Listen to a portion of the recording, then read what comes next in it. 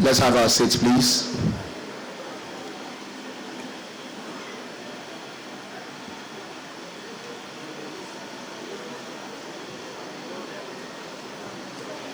The next session is a technical session, quite integral and important to this meeting, where the Permanent Secretary herself will take leadership as the chairperson of the Technical Committee of the Council on Innovation, Science and Technology. So before we get to that point, let me very quickly introduce some dignitaries who could not join us when we started and have joined us at this point.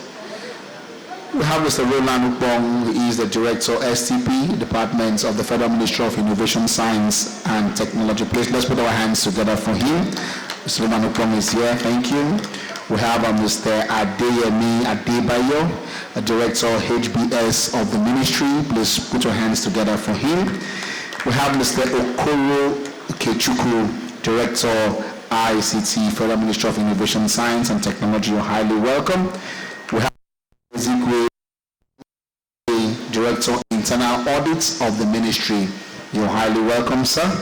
We have Dr. Victor Fadikwe. He is the head PPP of the Ministry. You're highly welcome, sir. And of course, we have the Director of Procurement of the Ministry, Dr. Phillips Obinna. Please put your hands together for him. So my dear Permanent Secretary Ma, if you're ready, I will pray the indulgence. Even as I ask everyone standing, it's not supposed to be standing, so please be seated.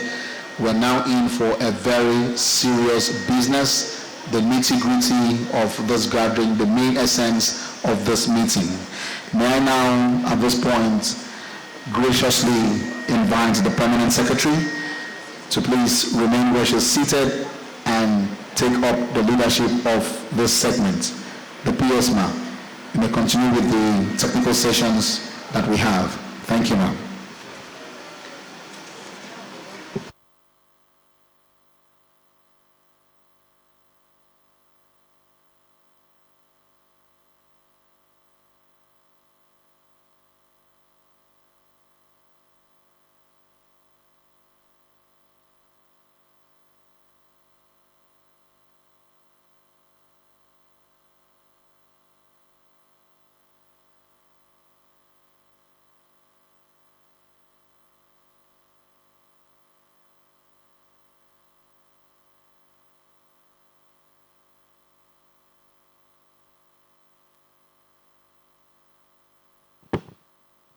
Now afternoon.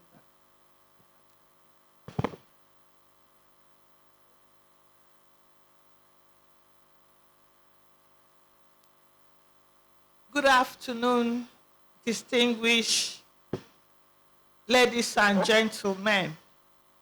At this junction, we are going to look at the agenda, and if we totally agree with the agenda, we'll now adopt it. So we'll use like 3 minutes to go through the agenda up onto the last day, the summit.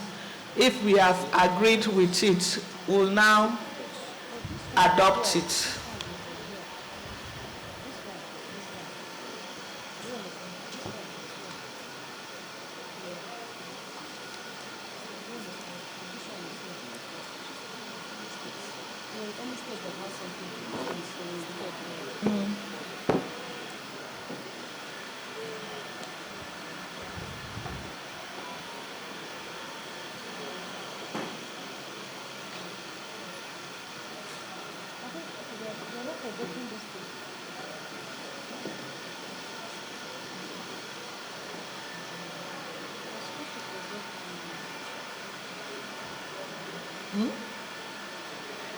What?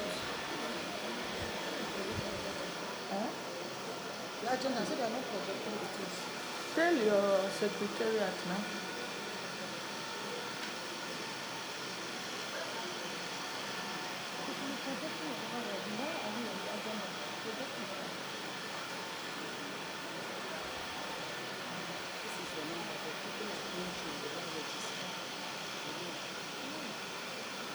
did put 500, it was not even. I see the number of the register. Before uncle, you didn't know.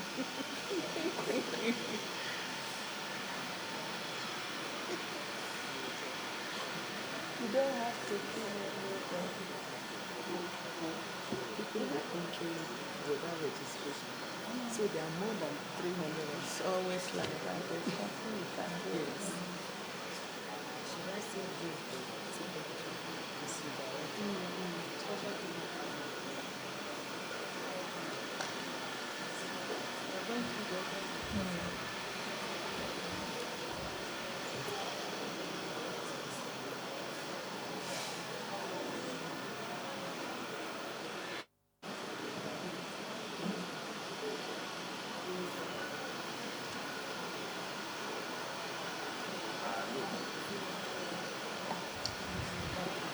You won't allow me to do. Hello? Please, I'm in a council meeting. Please, I'll call you later. You remember her?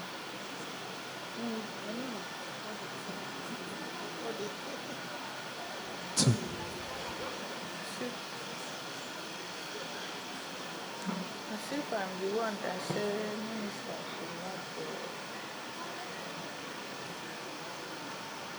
It's no problem.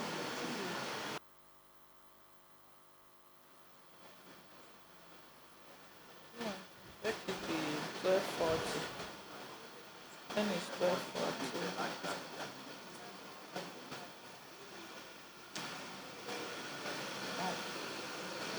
They're still here. Tell them to run it up now.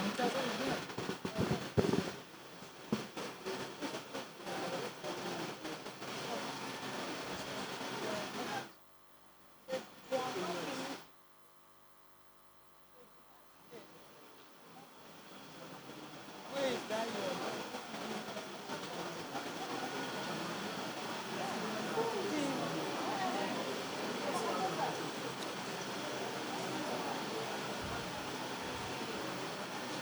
Where is that your smart bean?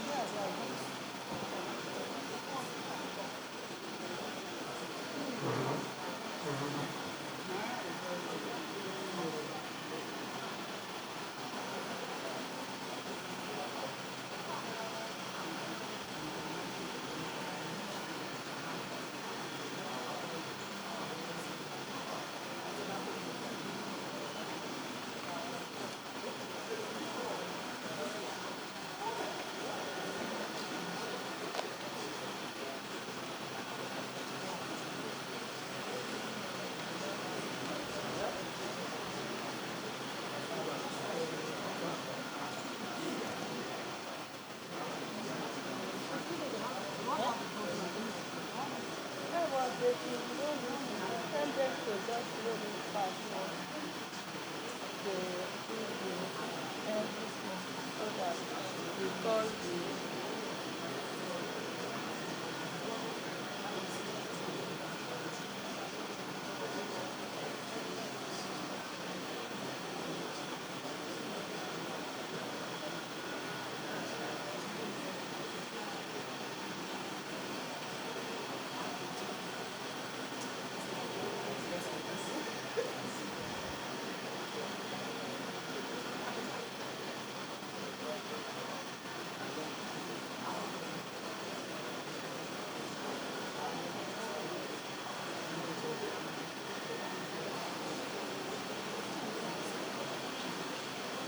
this one, they didn't put it,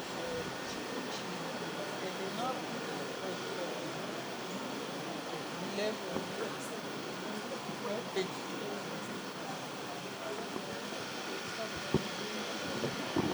Thank you. Any observation, comment, or remarks on the agenda? Please, you can do so by raising your hands so that we can take your comment, observation, or remarks on the agenda.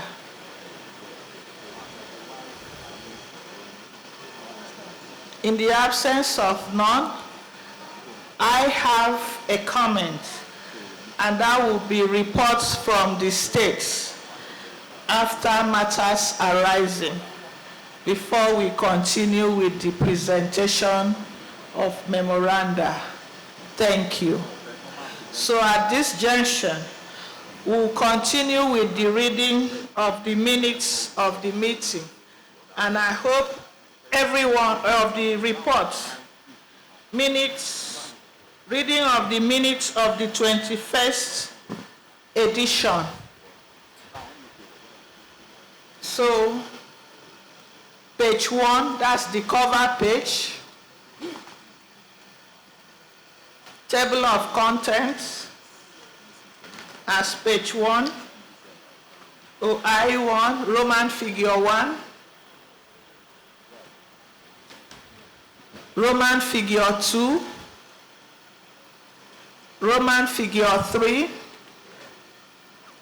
Roman figure 4. Roman figure 5, Roman figure 6, Roman figure 7, Roman figure 8, Roman figure 9, Roman figure 10, Roman figure 11, though topographically captured as 12. Roman figure 12, topographically captured as 13. Then page 1, page 2, page 3. Your people don't know what they are doing. Please go on.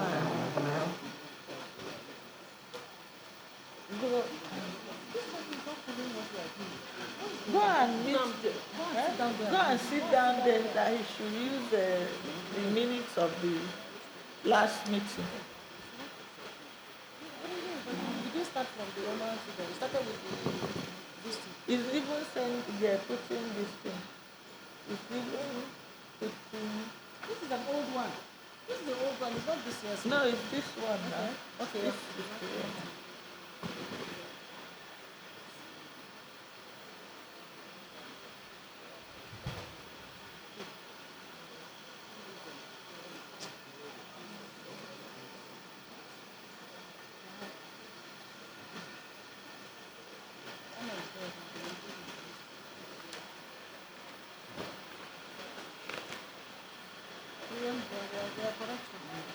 No, you should move to page 5. We are at page 5. You should tell him to page 5. Call, tell Namdi. Page 5. 5.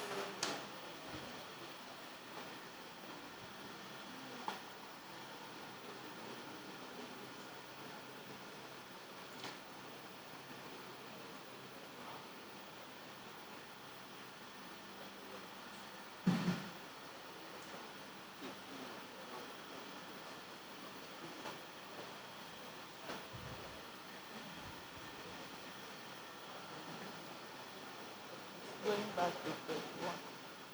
Good morning, everybody. My name is Dr. Mandora Loko, Director of Planning and Policy Analysis. It's just an observation.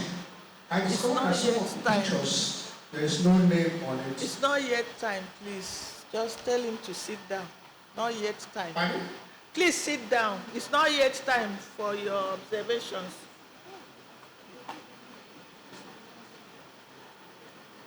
Please go and let him put this thing on page 5 so that we leave here.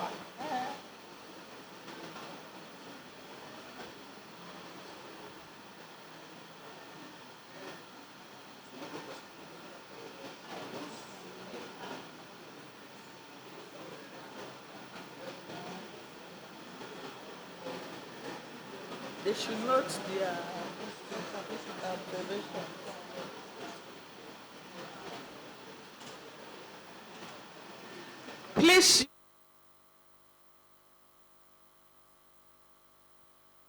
Please, you note your observations. When we are through, because of want of time, you now bring them to the Secretariat. Thank you. Page 6.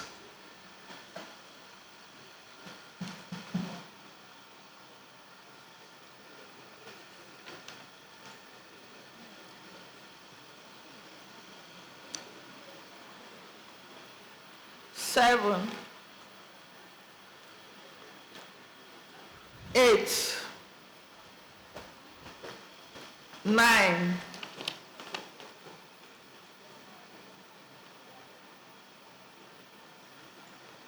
10, 11, 12,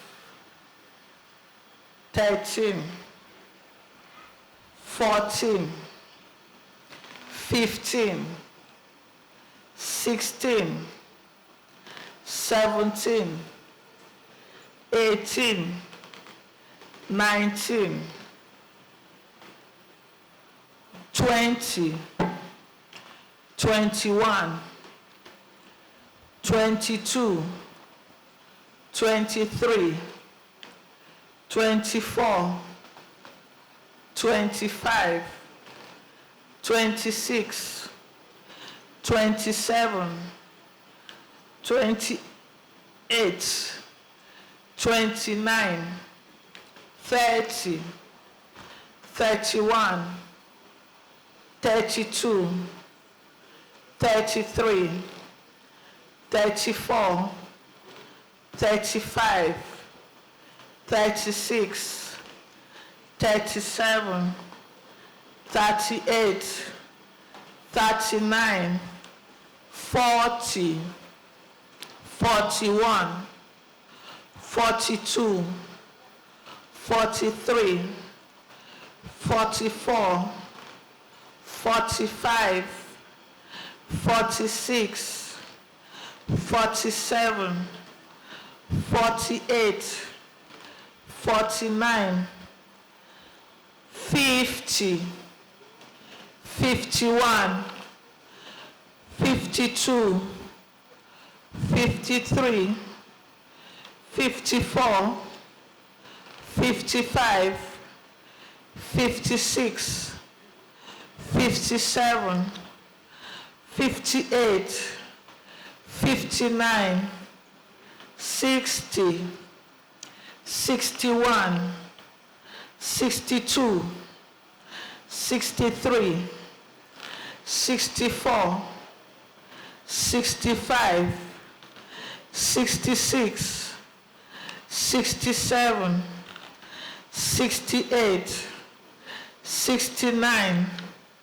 70, 71, 72, 73, 74, 75, 76, 77, 78, 79, 80, 81, 82, 83, 84, 85, 86, 87, 88, 89, 90, 91, 92, 93, 94,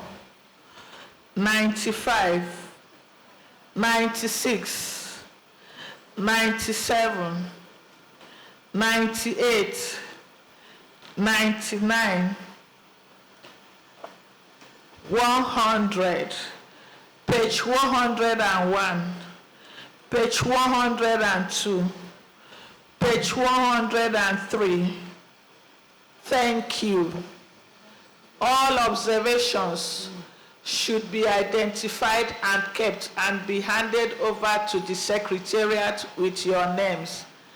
Thereafter, for the adoption of the minutes of the meeting of the 21st edition of the National Council, it's only those who were present that can move for the adoption and then second the motion. Thank you.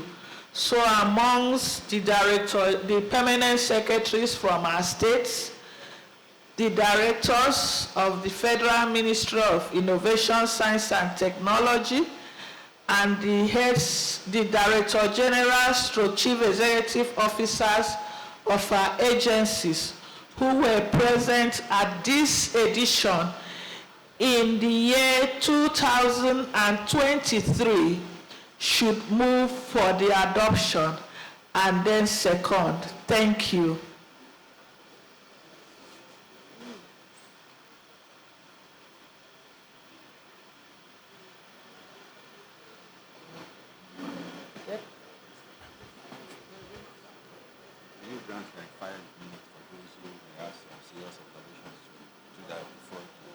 Time no dey let them just identify themselves to the secretariat. If not, they will mess up. Please, you indicate, we'll bring the microphone to where you are seated, please. Thank you. Where is what's her name? Where is this person? What's her name? Reform. The permanent secretary, other members here present.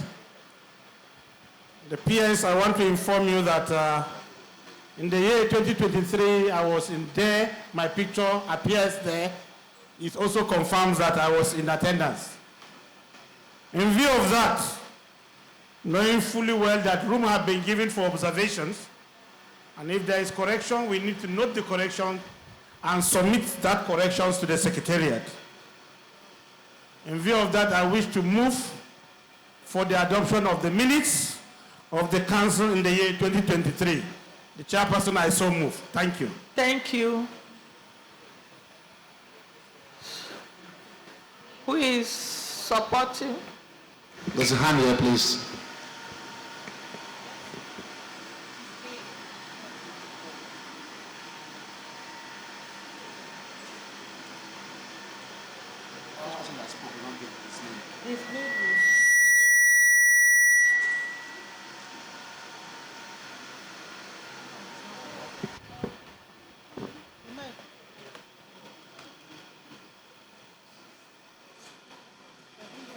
Where is your matters arising? You didn't do matters arising. Permanent Secretary, Federal Ministry of Science and Technology. I, Mr. ZS Number from Plateau State. I was present during the last council meeting. I so second the motion by the director. So move. Thank you so much. Where is The resolution of last year. It's here. Sorry. It's not resolution, it's matters arising. You don't have. That was what they told me that it's No. a resolution. It's not. That is what they've been using. No. Thank you so much, my able colleagues. The Director General of the National Institute of Road and Building Research Institute for moving, and my brother from Plateau. Thank you. I'm sorry to inform you, your sister did not prepare for matters arising. So we move over to the states that have reports to please give us reports from the states. I will do so by identification of our hands. You didn't do it. It's not. Maybe the capturing, but this is. It's not. These are decisions. You're supposed to have your page of matters arising. You don't have it.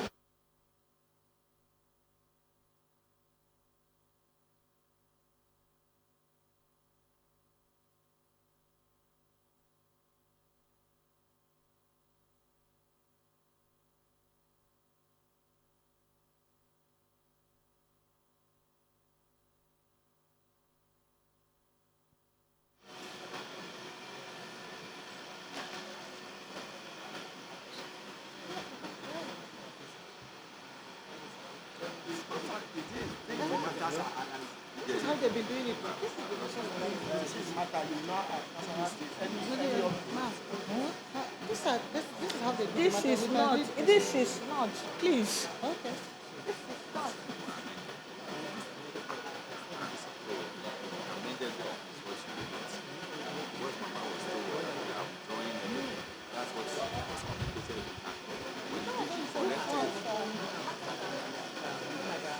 These are decisions that were taken. This is not their master arrived.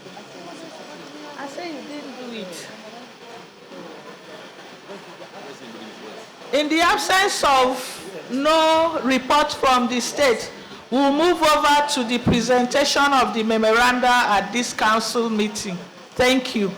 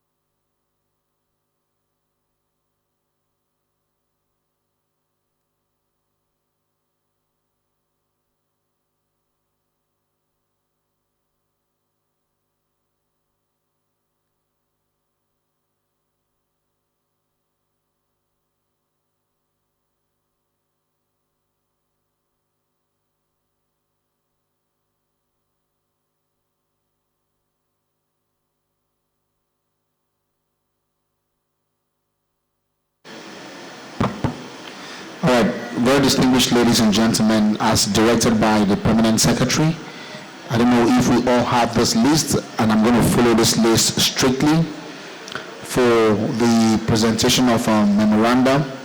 We have the first, environmental science and technology. That will be closely followed by technical acquisition and adaptation, TAA, and then in that order. So please, where's the microphone? Okay, when I call your organization, you please, agency, you please rise so the microphone can be brought to you. Okay, fine. So when I call your agency, you please move towards rostrum is located for your presentation, and then let's also see how we manage time as much as we can. Environmental science and technology. Thank you. Thank you, MC. The Permanent Secretary, Federal Ministry of Innovation, Science and Technology, Mrs. Eswabana Nko Esen, our mother in the ministry, all dignitaries on the high table. Please, ma, permit me to stand on the existing protocol.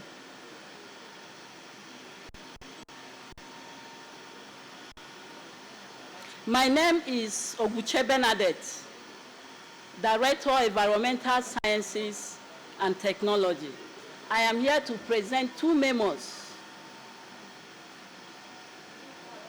Number one, memoranda on the establishment of Global Clean Tech Innovation Program, GCIP Center in Nigeria.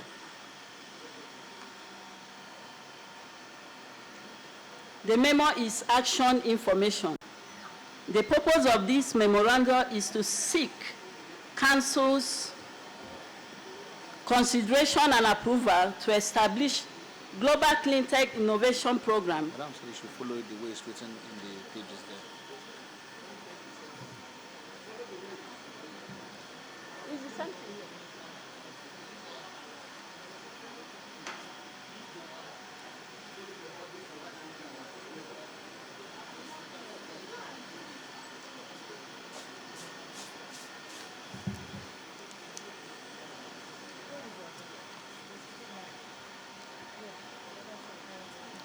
Memo. The memo is information. The purpose of memoranda on the methanol fuel policy implementation strategy. The memo is on information for the information of the council. The purpose of this memoranda is to update council on the level of implementation of methanol fuel technology policy and further affirm the ministry's drive to extend implementation to some states of the Federation with the aim of achieving the cycle for national prosperity. Council is invited to note that the national policy on methanol fuel production technology domiciled in the ministry has been approved and gazetted by the federal government. The ministry, in collaboration with private sector, Gas Techno Limited, has fabricated a prototype methanol blending plant to demonstrate evidence-based technology, encourage stakeholders buy-in, build capacity, and seek collaboration with subnationals to expand it.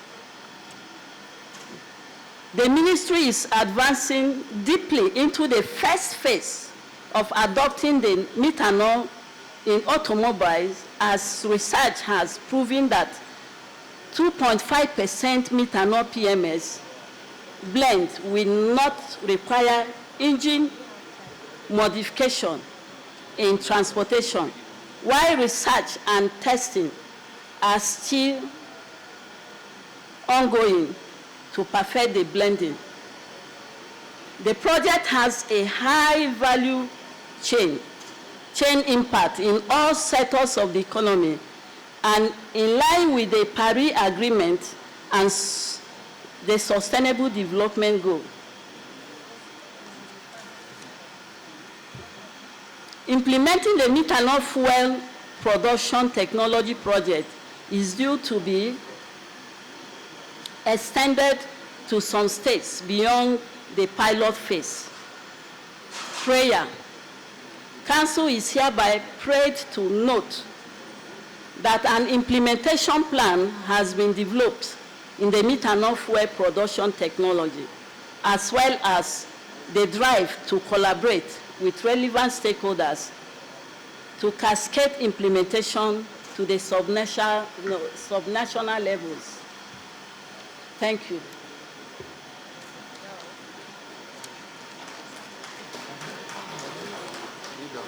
Okay. Huh? No, we have to. Two. Thank you. The House or the meeting is called to either accept or step down. So those in favor or those who are not in favor, is it approved that it will be forwarded to the summit on Wednesday for the commissioners? Is it approved, or we should step it down? Approved. So memorandum number 1 is approved to be taken to the summit on Wednesday. Madam, memorandum number 2. Memorandum number 2 is on the establishment of Global Clean Tech Innovation Program, GCIP Center in Nigeria. The type of memo is action information. The purpose of this memorandum is to seek Council's consideration and approval to establish Global Clean Tech Innovation Program, GCIP. GCIP National Coordination Unit in the ministry to coordinate all GCIP program all GCIP startups, SMEs in the country. Council is invited to note that Global Clean Tech Innovation Program is designed to ensure clean energy being utilized in Nigeria to avoid pollution and reduce carbon emission.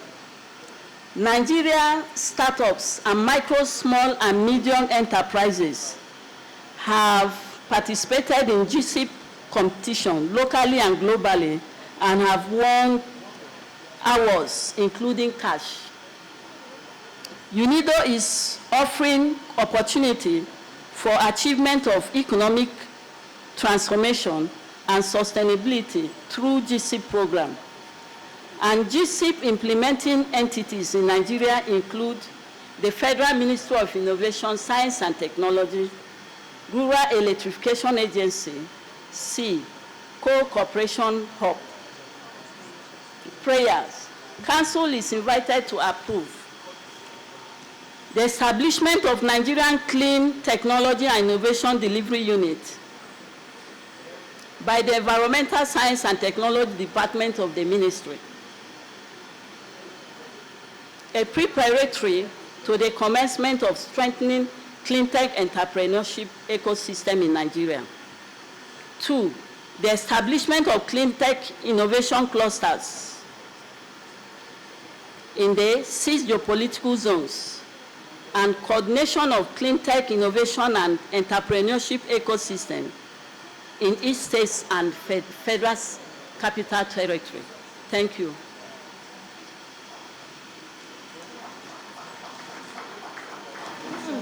She complained. She went and changed it there.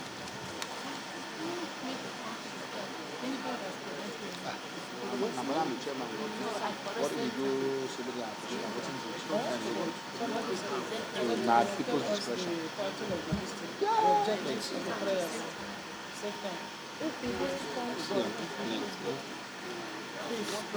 All the agencies, about 1, 2, 3. Thank you. We will also wish to request for comments, but it will be just 1 or 2, at most 3 comments, because this is a very salient aspect that is facing us. The issue of climate change is when you travel out and you see how things are changing, and then you come back home and you see the droughts and the floods, that you now understand the import of climate change. So we would like to have 1 or 2 comments. If not, we either accept it to be forwarded to the summit or we step it down. Thank you. Any comment? 1 or 2. Please indicate with a lift of hand, or better still, you could stand so we see that your hands are up. Thank you. Then please introduce yourself and then go straight to your comment.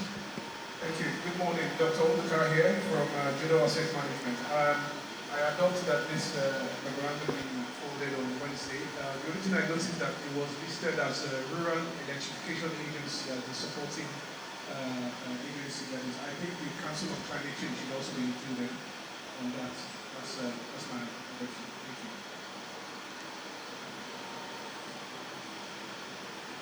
Okay, do we have any other?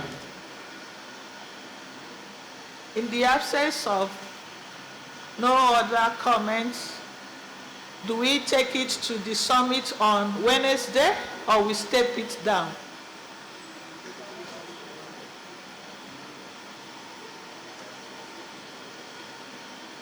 Is it recommended for assent to the summit?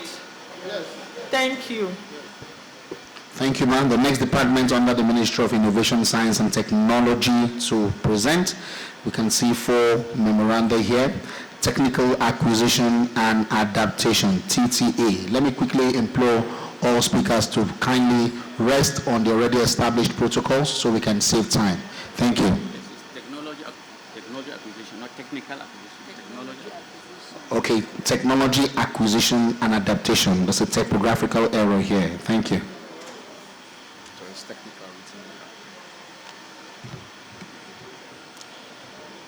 the Permanent Secretary, Federal Minister of Innovation, Science and Technology, who is also the chairman of the Technical Subcommittee of the Council, kindly permit me to align with the already established protocol. My name is Dahiru Azuftama, and I oversee the Department of Technology Acquisition and Adaptation. Actually, we made 5 submissions, but because of the need to manage time effectively, I'm presenting only 3. And all are information memos. So the first memo is Memorandum on the World-Based Technology Cluster Project, which is an information memo. The purpose of this memorandum is to inform the Council on the status of the World-Based Technology Cluster Project of the Ministry. The background information: the World-Based Technology Cluster Project was initiated by the Federal Minister of Innovation, Science and Technology to foster the emergence of at least one raw material processing cluster in each of the 9,555 political wards nationwide. The essence of the project is to deploy the already proven research and development results or outputs of the ministry and its agencies to the political wards in order to enhance the socio-economic activities of the citizenry, especially those in the remote and rural areas of the country. So summary, the World-Based Technology Cluster project being implemented by the ministry was initiated to demonstrate the workability or efficacy of the R&D outputs from its various agencies. It is aimed at fostering the emergence of at least one raw material processing cluster in each of the 9,555 political wards nationwide, with focus on agro-allied machinery and equipment. Prayer. Council is hereby prayed to note that the sensitization and advocacy visits was embarked upon by the ministry to the 6 geopolitical zones of Nigeria for the development of the park.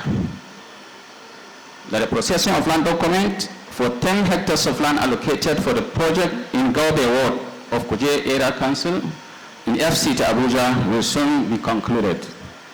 And the third one is that a locally fabricated tractor, that is a 3-wheel tractor with accessories, the discipline, trailer, and harrow, including improved seedlings for a variety of crops, were procured and delivered to the Gaube Ward Farmers Cooperatives in Kuje Area Council of the FCT.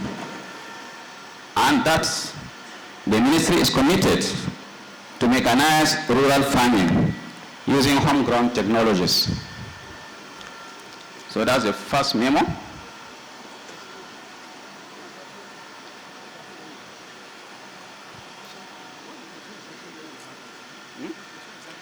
No, sorry. You may see some slight differences, but it's still conveying the same information. I just tried to summarize it further because we are trying to manage time, but it's conveying the same information.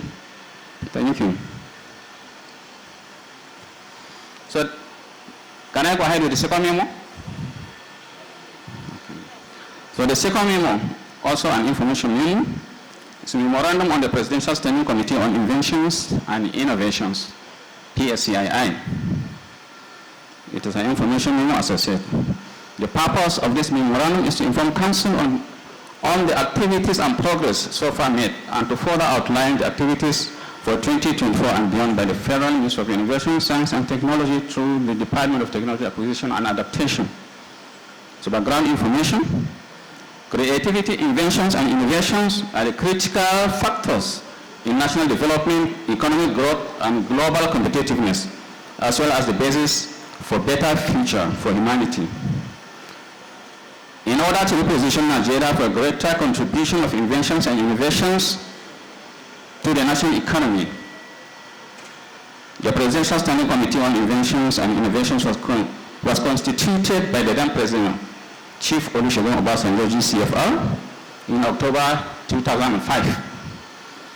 Summary: the activities undertaken were as follows. For the 2023 financial year, After placing adverts in 3 national dailies, 509 applications were received, after which 32 inventors and innovators were finally awarded grants ranging from 1 to 5 million naira each to scale up their inventions and innovations. And for the 2024 financial year, we are almost at the final stage of the selection process, and successful inventors and innovators will soon be awarded grants. Prayer. The Council is here to pray to note that the Federal Ministry of Innovation, Science and Technology is exploring other sources of funding and collaboration with other NDS and development partners so that more Nigerians can benefit, while also stimulating the interest to research, develop, innovate, and commercialize their inventions and innovations for national development, which is in line with the theme of this event.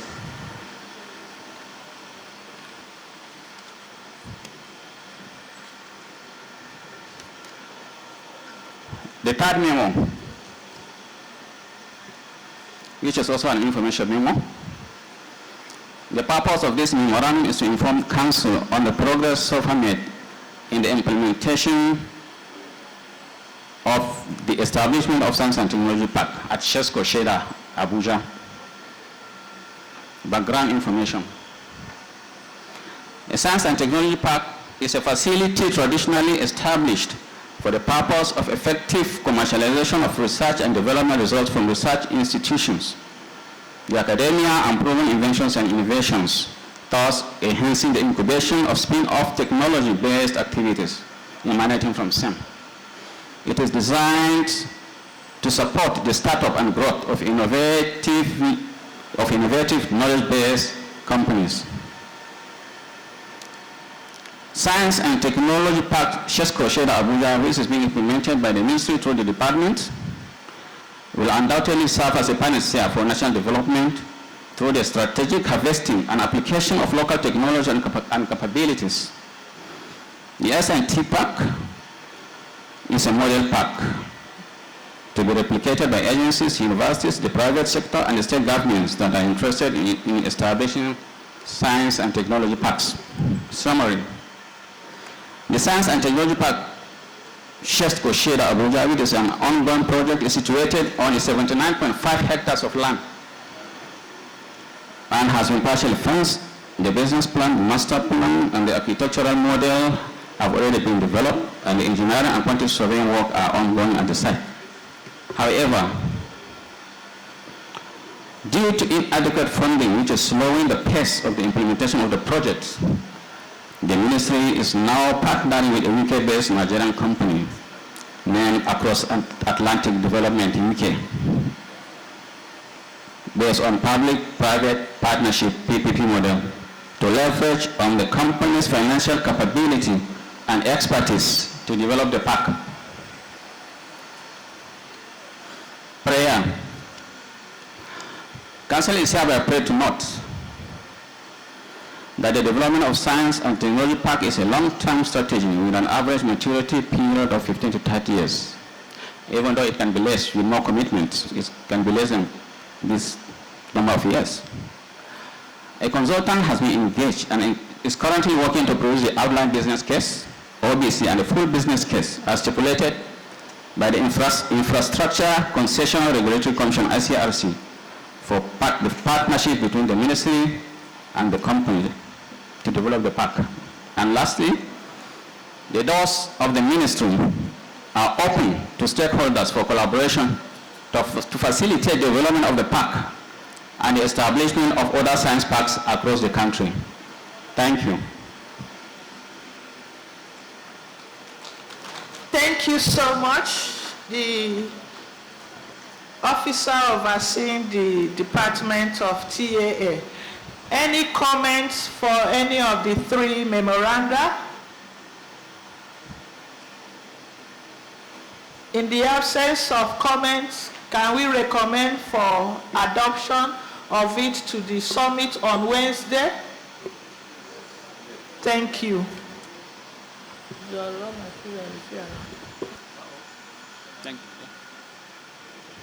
Thank you very much, the Permanent Secretary, Ma. The next is agencies under the Federal Ministry of Innovation, Science and Technology, and I will be starting with the Raw Material Research and Development Council as it appears on the program.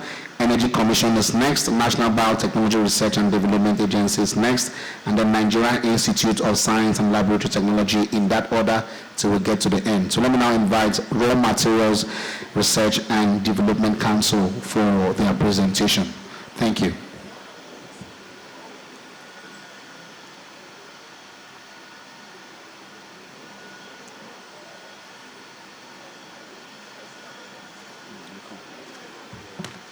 So agencies, after this, I will crave indulgence to sit close to where the microphone is. Energy Commission, National Biotechnology Research and Development Council, Nigeria Institute of Science and Laboratory Technology, Federal Institute of Industrial Research, Oshodi, in that order. Thank you.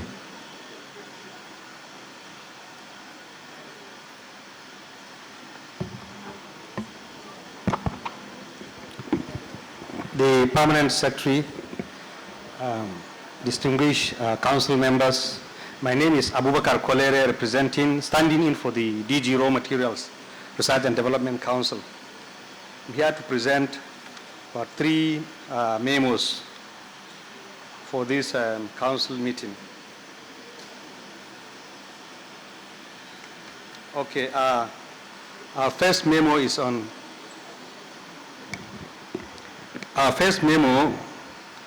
so on the development of POP by the, that's Plaster of Paris, by the RMRDC. So this, an information memo. The purpose of this memorandum, I trust is on there, yeah. The purpose of the memorandum is to inform Council on RMRDC's effort in the development and commercialization of a pilot plant for the production of POP from local gypsum deposits for construction and medical applications. POP is an essential material widely used in the construction, medical, and artistic sectors, that's sculpture. Despite Nigeria's abundant gypsum deposits, most POP used in the country is imported, leading to significant capital flight. The project focused on establishing a sustainable and cost-effective process for producing high-quality POP for construction and other industrial uses.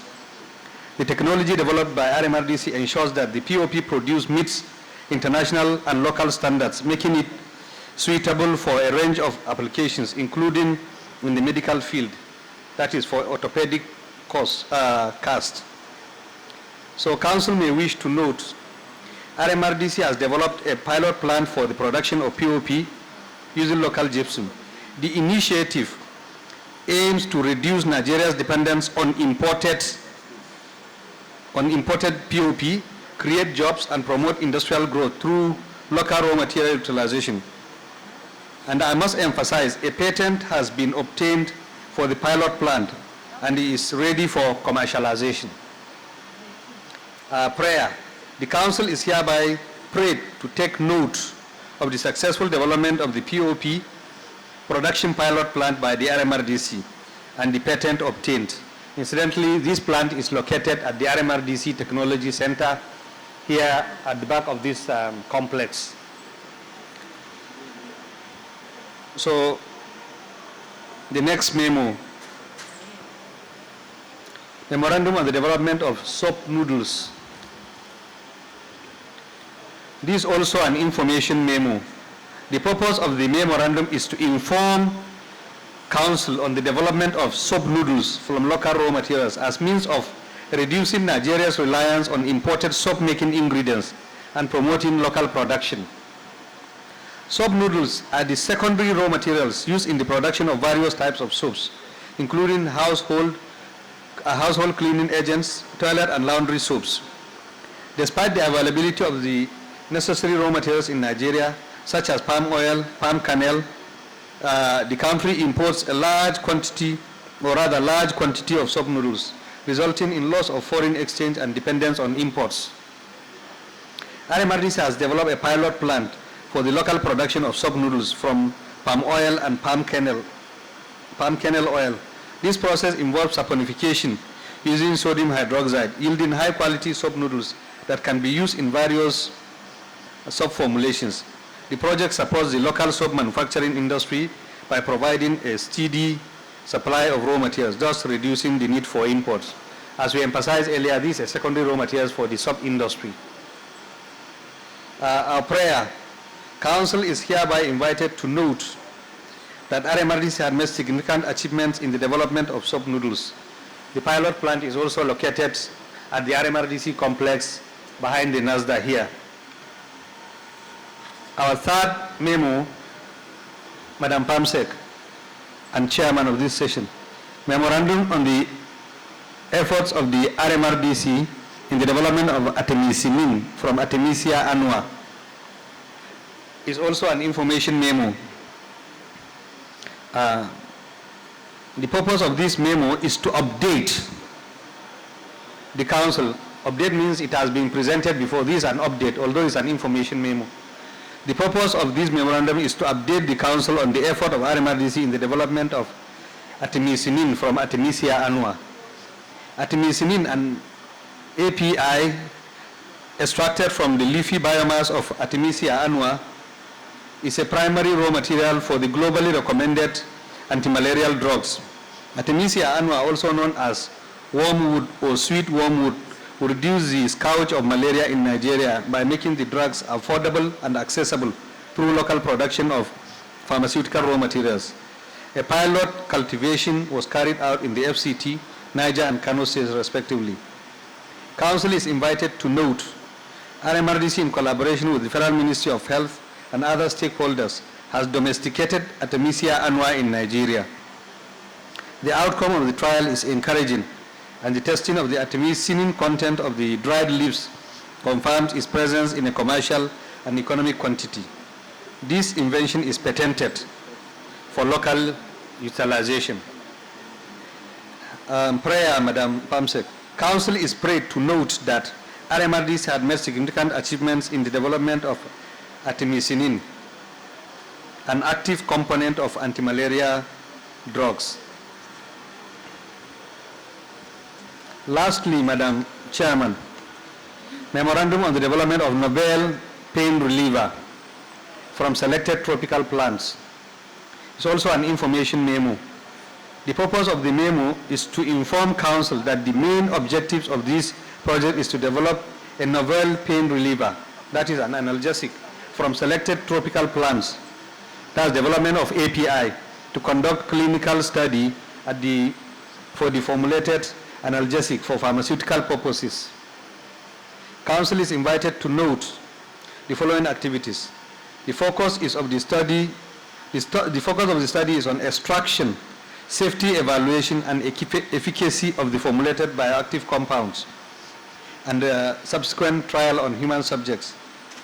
Development of organic pain reliever will provide an alternative to the use of conventional drugs known to have side effects, and also reduce the cost of buying such imported medications.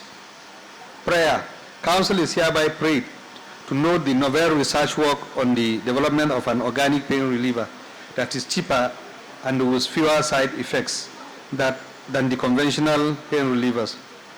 Thank you, Madam Chair. My what? Thank you so much. Any comments? In the absence of comments, are the memoranda recommended? Thank you. Thank you. Madam Pamsek, I would like to put a minute, please, to inform this Honorable Council that the RMRDC is planning to host Africa's largest raw material summit.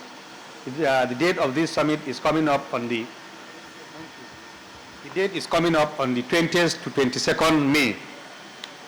There are flyers and billboards all over and advertisements all over. Thank you, Madam Pamsek, for giving us the opportunity.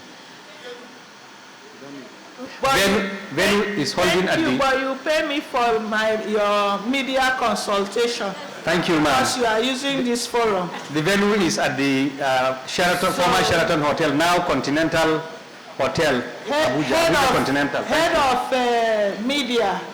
Make sure you follow him and collect your dues. Thank you. Thank you so much for the information. Noted, ma'am. Energy Commission of Nigeria, Energy Commission of Nigeria,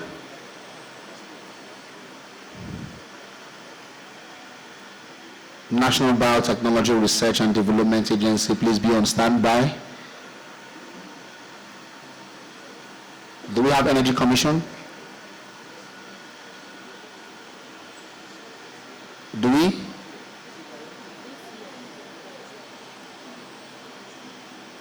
Energy Commission. The director in supervising Energy Commission should come and present the memorandum. If it's not there, officer overseeing TAA, you come and present it, please. Presenting all.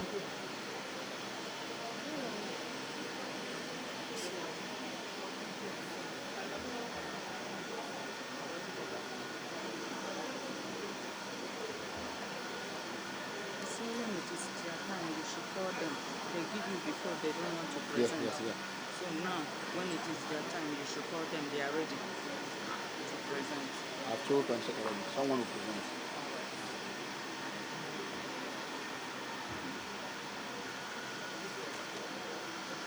Energy Commission. Yeah, Energy Commission. Check it. This is not far.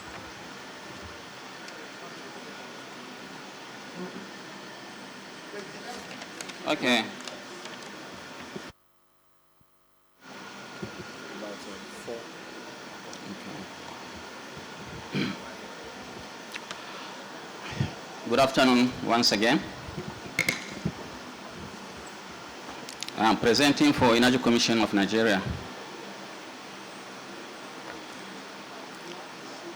It's a memorandum, it's an information memo. Memorandum on design and fabrication of solar PV modules and rechargeable lighting system for remote rural dwellers at the National Center for Energy Research and Development, University of Nigeria, Nsukka. The source of the memorandum, Energy Commission of Nigeria, National Center for Energy Research and Development, University of Nigeria, Nsukka. As I said earlier, it's an information memo. The purpose of this memorandum is to inform Council on the design and fabrication of solar PV modules, along with the solar rechargeable electric lighting system suitable for rural dwellers that are not connected to the national grid and semi-urban dwellers who may desire to be off-grid. Incorporated into the system also is a cell phone charging facility for optimum use of the system. The project also involves recycling the waste products emanating from already used and worn out LED bulbs. Special solar PV modules have been designed and fabricated to suit the recharging of the lighting point for home use. Many rural areas within the country are yet to be connected to the national grid. Hence, most of the rural dwellers still depend on currently very expensive fossil fuel sources of energy generation, especially for the purpose of lighting. Burning of these fossil fuels are not only inimical to the environment, but can also lead to serious health hazards, such as eyes and lung diseases as a result of the smoke from the burning fossil fuel wood. Prayers. The Council is invited to note that NCERD is involved in the design and fabrication of solar PV modules and rechargeable lighting system for remote rural dwellers and open to all relevant stakeholders in the country and international agencies for collaboration. Technical committee recommendation, council decision. Okay. I think that's all for the first one. That's all for the first. Okay. Memorandum on the design, production, and performance evaluation of an automated domestic solar water heating system. It is an information memo from the Energy Commission of Nigeria. The purpose of this memorandum is to inform Council on NCERD's success on the design, production, and testing of an automated, active, direct circulation loop solar flat plate water heater capable of producing 10 liters batch of hot water at 45 degrees centigrade for domestic use in promoting a clean renewable energy alternative for commercial and industrial applications and facilitate the accomplishment of this national renewable master plan. The design system is a milestone achievement in the development and adoption of solar water systems because it's one, has the potential to favorably compete with imported systems since it can directly be mounted on building rooftops for use rather than being mere demonstrative model. And it could also create thousands of jobs when widely adopted, just like the PV system. The center seeks collaboration with relevant NDS, the private and public sectors for the development of and the production lines and the promotion of this project. A prayer. Council is invited to note that NCERD 1 has made significant progress in improving the production of hot water for domestic use from solar energy and is open to research and adoption campaign partnership with relevant stakeholders in the country and beyond. That's the end of the second memo. The third memo is a memorandum on the production and bottling of biogas from blends of household waste and animal dungs for promoting the adoption of biogas technology and clean cooking solution among households. It is an information memo also. The purpose of the memorandum is to inform Council of the successful production and bottling of biogas produced from blends of household waste and animal dungs for promoting the adoption of biogas technology and cleaner cooking solution among households in Nigeria. The NCERD has constructed a 10 cubic meter biogas plant for the purpose of producing and bottling biogas in cylinders, I think just like the one in LPG. The successful bottling of biogas in gas cylinders will ease the restriction of biogas use only at near the plant and ensure widespread use, which will lead to the integration of biogas energy in the country's household energy mix, as NCERD is ready to collaborate with relevant MDS, research institutes, academia, development partners, and the private sector for deployment of the biogas technology. Prayer. The Council is invited to note that NCERD has successfully produced and bottled biogas in a cylinder akin to LPG from blends of household waste and animal dungs, and also is open to all relevant stakeholders in the country for collaboration.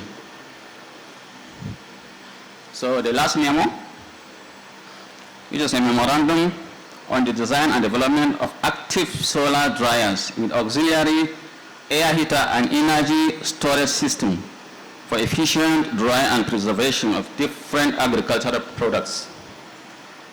It's an information memo also. The purpose of this memorandum is to inform Council that the NCERD has successfully developed active solar dryers with auxiliary air heater and energy storage system.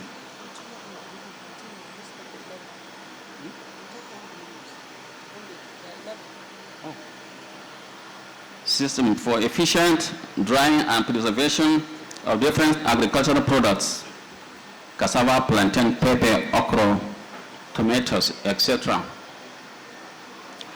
This is to address sun drying. Which is still largely practiced by farmers in Nigeria, and large quantity of agricultural food products usually get damaged during and post-harvest periods. Prayer. The Council is invited to note that NCERD has successfully developed active solar dryers with auxiliary air heater and energy storage system for efficient drying and preservation of different agricultural products, and is also open to all relevant stakeholders in the country for collaboration on dissemination and commercialization of solar dryers.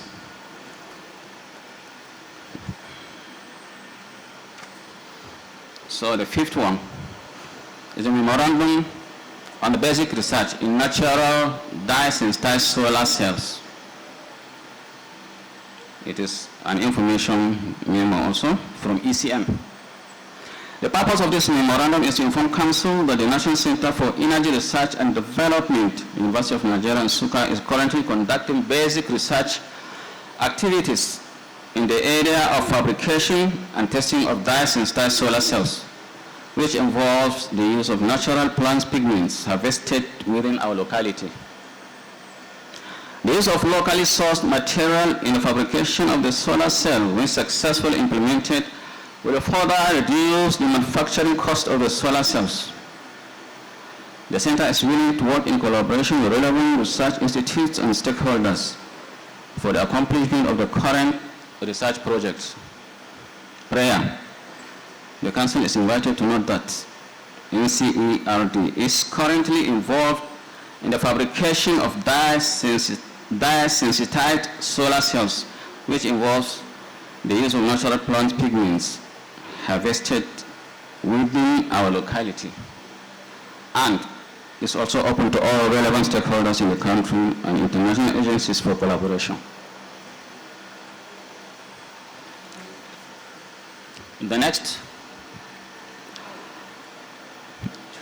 one is a memorandum on the design and fabrication of hybrid pneumatic rotary drilling for application in agriculture. It is an information memo, also from Energy Commission of Nigeria. The purpose of this memorandum is to inform Council on the design and fabrication of a green energy-powered hybrid pneumatic rotary drilling rig by NCPRD that can effectively penetrate different soil and rock types to reach underground water sources for application in agriculture. A rotary drilling rig is an essential tool employed to drill water wells for irrigation agriculture. These rigs can efficiently penetrate different soil and rock types to reach underground water sources. However, the major challenge is the energy to power such rigs. Hence, the need for a hybrid pneumatic rotary drilling rig for application in agriculture. The NCPRD is currently engaged in the design and fabrication of a green energy-powered version of the rig. Prayer. The Council is invited to note that NCPRD has all the expertise and skilled labor to conduct the research and development of the rig system, and is also open to all relevant stakeholders within the country and international agencies for collaboration in finances and knowledge sharing. Thank you.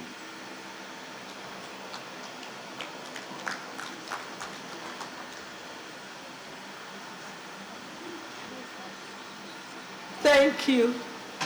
Any comments?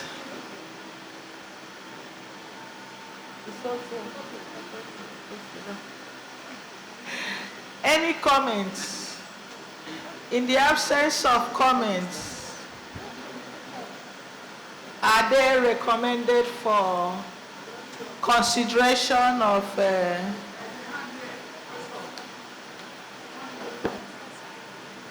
Thank you very much.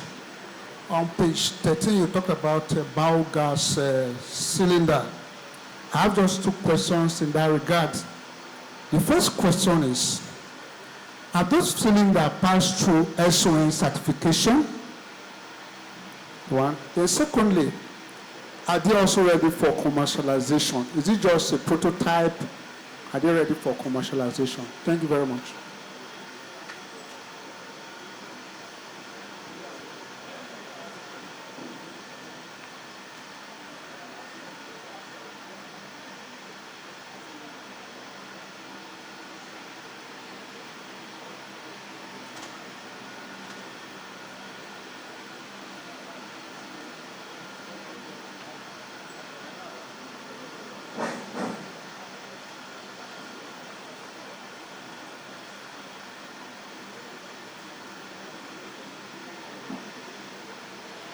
afternoon, ma'am. I want to talk on the solar PV system that I've just been, the memo that I've just been read to us. So that, as good as those memos are, I'm just looking at, it's not just about the design and the fabrication that we should look at.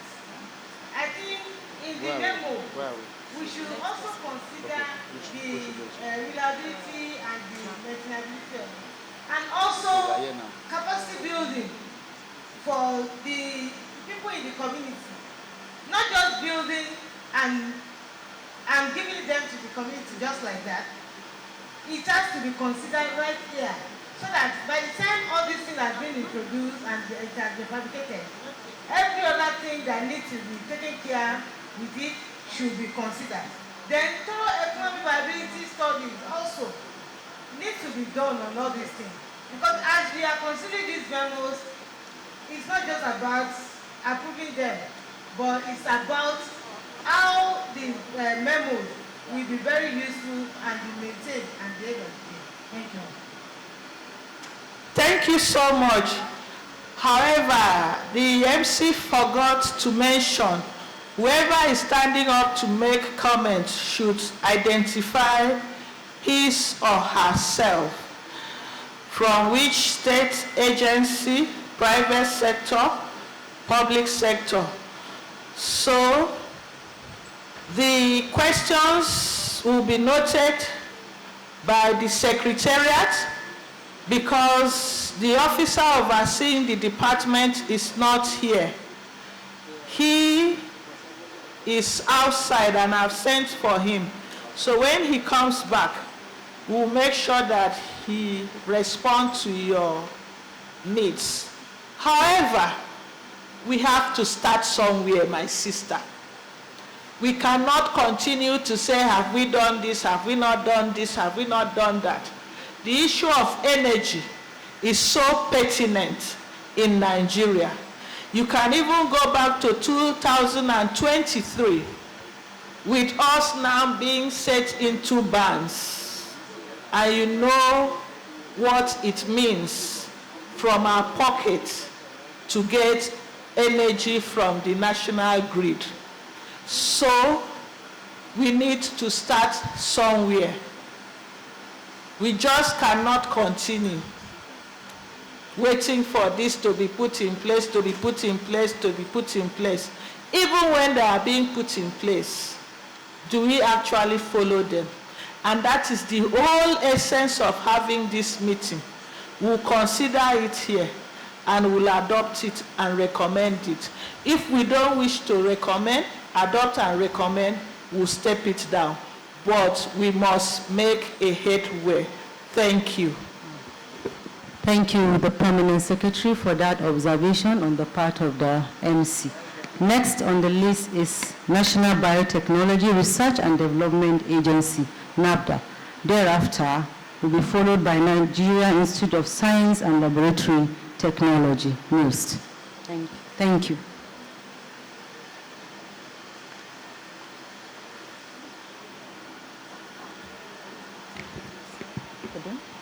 Okay, thank you. The Permanent Secretary, Mrs. Esiobana Asanyi, the Director of Planning, Research and Statistics, Mrs. Salamatu Mohammed, my sister, at the DGCO FIRO, Dr. Jumi Tituna, and my own brother here, Dr. Shola, the DGCO NASRDA, and the Director of Bioresource Technology Department, Federal Ministry of Innovation, Science and Technology, and all other distinguished members of the high table, all the DGCOs here present, all the directors from the ministries, from the agencies and MDs, and all my colleagues that are here. My name is Dr. Rose Gidado. I'm the Director of Agricultural Biotechnology Department, National Biotechnology Research and Development Agency. I'm representing the DGCO, NBRD, Professor Abdullahi Mustafa. I have here 8 memos to present, that's even permitted. 8 memos. The first memorandum is actually on preparation for commercialization of NBRJ modular biodigester series to enhance mass adoption of biogas in the national energy mix. And is actually an information memo. So the purpose of this memorandum is to inform Council that the National Battery Research and Development Agency has patented an efficient modular biodigester for the conversion of biodegradable organic feedstock to biogas as domestic fuel, electricity generation, and other uses ready for commercialization. The Council is invited to note that the specific objective was to facilitate generation deployment, popularization, and it has produced a functional bioenergy workshop and laboratory test system for biomethane potential determination and a patent on modular biomethanization system for biodegradable organic feedstock, that's biodigester, which when mass produced will be ready for the market. So the prayer of NBRBD here to the Council is, the prayers are as follows. The project team has added new sizes to the patented modular biodigester prototype. Available sizes in the series now are 250 liters, 350 liters, 500 liters, 1,000 liters, 1,500 liters to cater for varying consumer needs. So the AD process has been optimized and initial biogas yield enhanced by 40 to 42%, with the biogas compression undertaken in-house having trained some staff. Rural Electrification Agency, RE, project site in Sialangwa local government, Abia State, for 20 kVA electricity generation and to popularize biogas technology. For the above activities were funded from research grants and collaborations with public and private institutions. So REA, Environmental Health Officers Registration Council of Nigeria, and Cloud Energy Photoelectric Limited. Number 5, the development of the pilot scale semi-automated manufacturing facility for the NBRJ biodigesters, which will enable venture capitalists to take off for mass production and sales has commenced with the 2024 appropriation, and the facility is expected to be completed in the next 2 years, depending on the level of appropriations and the releases, after which the products will be readily available for trade. That's for the first memo. Should I continue? All right. Thank you, ma'am. This is memorandum on, the second memo is a memorandum on seeking partnership for environmental sustainability and human capacity development. It's also an information memo. The purpose of this memorandum is to inform Council on the following subsets. 1, reporting on the NBRDA's patented biofertilizer for land restoration. Then seek partnership and collaboration with state government, universities, research institutions for training program on DNA barcoding and microbial culture collection database. 3, Ecosan technology, seeking partnership with the state and local governments on the popularization and sensitization of the technology to the various communities. 4, seeking approval from the Council to commence a well-focused research and development on the indigenous environmental biomarkers for contingency environmental emergency response. And the last, reporting on the progress made on the National Biosecurity and Biorisk Management Program. So Council is invited to note that the scale-up production of the patented biofertilizer, seeking partnership collaboration for training program, DNA barcoding and microbial collection, culture collection database, sensitization, popularization of Ecosan technologies, and development of environmental biomarkers. The development of biorisk assessment template followed by risk assessment before embarking on research with biological materials and toxins. Our prayers here are actually to 1, the pilot plan for the production of the patented biofertilizer we're seeking approval of the council. And we're seeking partnership collaboration with stakeholders such as local and state governments, universities, and research institutions for training program, DNA barcoding and microbial collection center, database.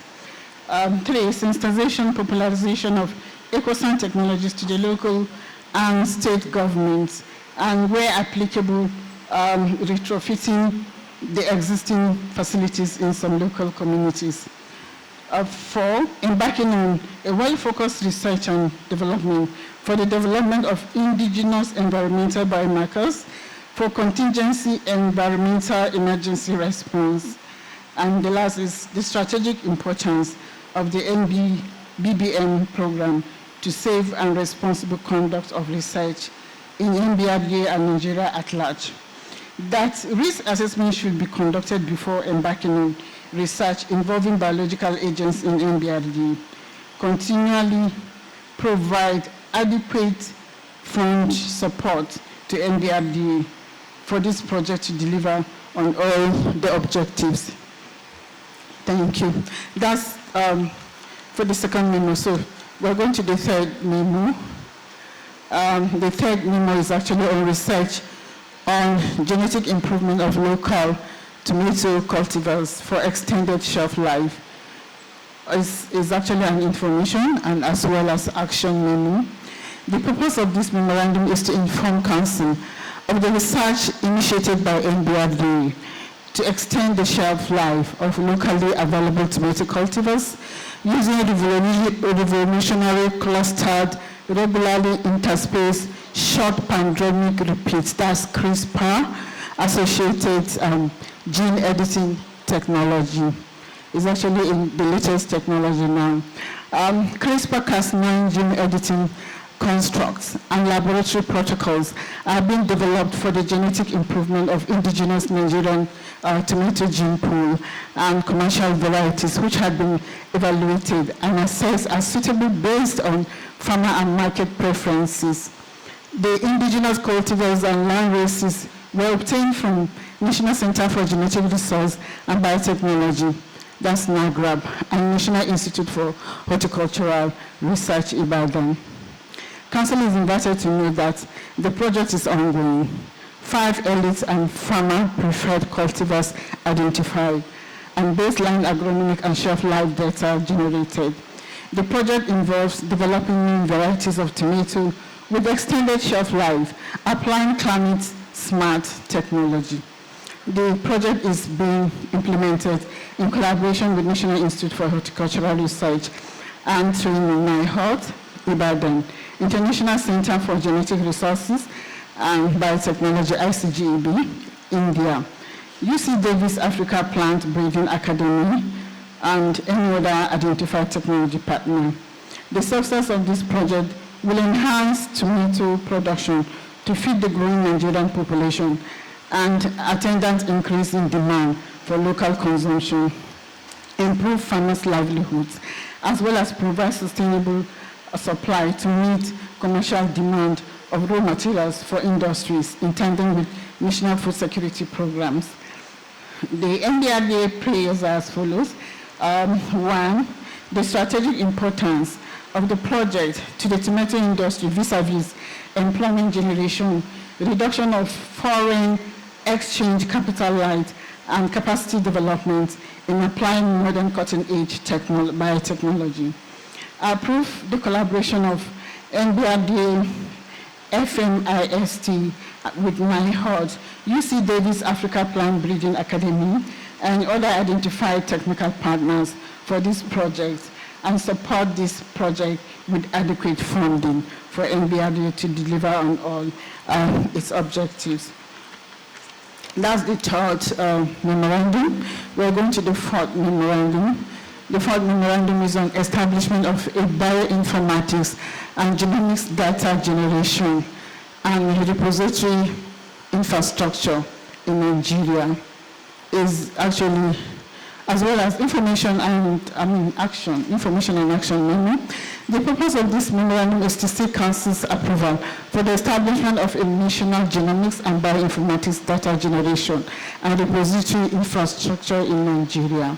The infrastructure will serve as a centralized platform to generate, collect, store, manage, and then analyze biological data akin to the National Center for Biotechnology Information, that's NCBI, in the United States.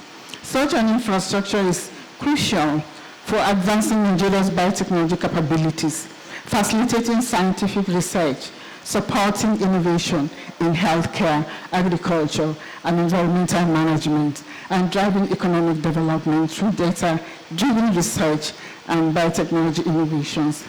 Our prayers from NBRD for the Council to approve the strategic importance of the project to advance biotechnology capacity development in applying modern cutting-edge technology.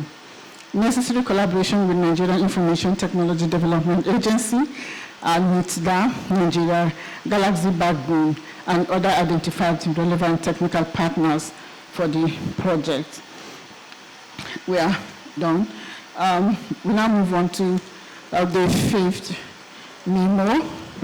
The fifth memo is on memorandum on research on marker-assisted breeding for sorghum by Kolu Monek for resistance to African stem borer Sesania calamistis using morphological and SSR markers.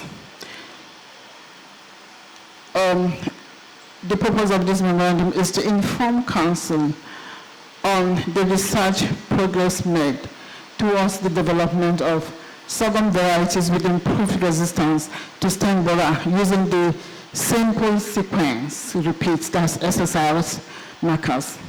The 40 sorghum lines comprising of recombinant inbred lines from ICRISAT, Nairobi, and Nairobi, Kenya. ICRISAT Patancheru, India, early germplasm from Nigeria and Institute for Agricultural Research varieties released by these bodies were screened both in the field and screened house for resistance susceptibility using morphological traits. The Council is invited to note that the project is still in the preliminary stage of phenotypic screening of genetic materials for agronomic and resistant quality traits. For the past 2 years, artificial infestation has been carried out in the field and screened house with 12 resistant varieties identified. That's naturally. The project seeks to develop high-yielding hybrid varieties of sorghum with pest resistance, gas stem borer resistance, which will also be environmentally friendly, which are also environmentally friendly. In the course of the project, we hope to partner with the International Institute of Tropical Agriculture, IITA Ibadan, and then Ahmadu Bello University Zaria, ICRISAT, and any other identified technology partner. The success of this project will enhance sorghum production to feed the growing Nigerian population and then attendant increase in demand for local consumption and then improve farmers' livelihoods as well, and then reduce pesticide use as well as sustainable supply to meet commercial demand of raw materials for industries in tandem with national food security programs and for export. So our prayers as follows. Council is hereby prayed to note the strategic importance of the project, especially in the sorghum industry, food breweries, food security program, employment generation, reduction of foreign exchange capital flight, and then capacity development in cutting-edge technology. Approve the collaboration of NBRD, IIR, ICRISAT, and other identified technical partners on this project.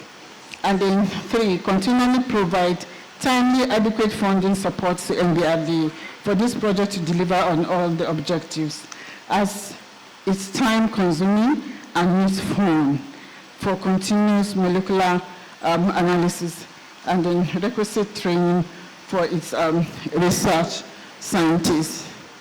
And of course, it's always time-bound because once rains start and you don't start any field work, that means for that year the project is gone. So this is for the 5th. We are going to the 6th memorandum. The 6th memorandum is on research on in vitro regeneration of endangered tree species of economic value for conservation and mass propagation. Is also an information memo, and the purpose of this memorandum is to inform Council of the research initiated by NBRD for the in vitro regeneration of endangered tree species for economic value for conservation and mass propagation. Requisite protocols for micro-propagation of selected endangered tree species will be developed for onward conservation and commercialization. 3, the Council is invited to note that reconnaissance survey and germplasm collection of African walnut, Eucalyptus torreliana, and then Acacia nilotica from Ondo and Kano states respectively have been done, while the production and maintenance of elite seedlings and preparation, installation of overhead tanks with stand and everything, irrigation facility, as well as temporary immersion bioreactors systems, maintenance, recalibration are all ongoing. Collaboration will be sought from relevant national programs and projects and international partners or the state government, where these trees have the potential for impacting the lives of the inhabitants as well as from other relevant stakeholders. So the Council is prayed actually to hereby note the strategic importance of the project to stem the tide in the species loss, aid in conservation, and then improve the well-being of the inhabitants of the locations throughout the economic value of these trees. This is the 7th, I think the 7th, the 6th. I'm going to the 7th now. That's the 6th memo. So we're going to the 7th memo. I'll be as fast as I can. Memorandum on research on selective breeding program in African catfish is an information memo as well as an action memo.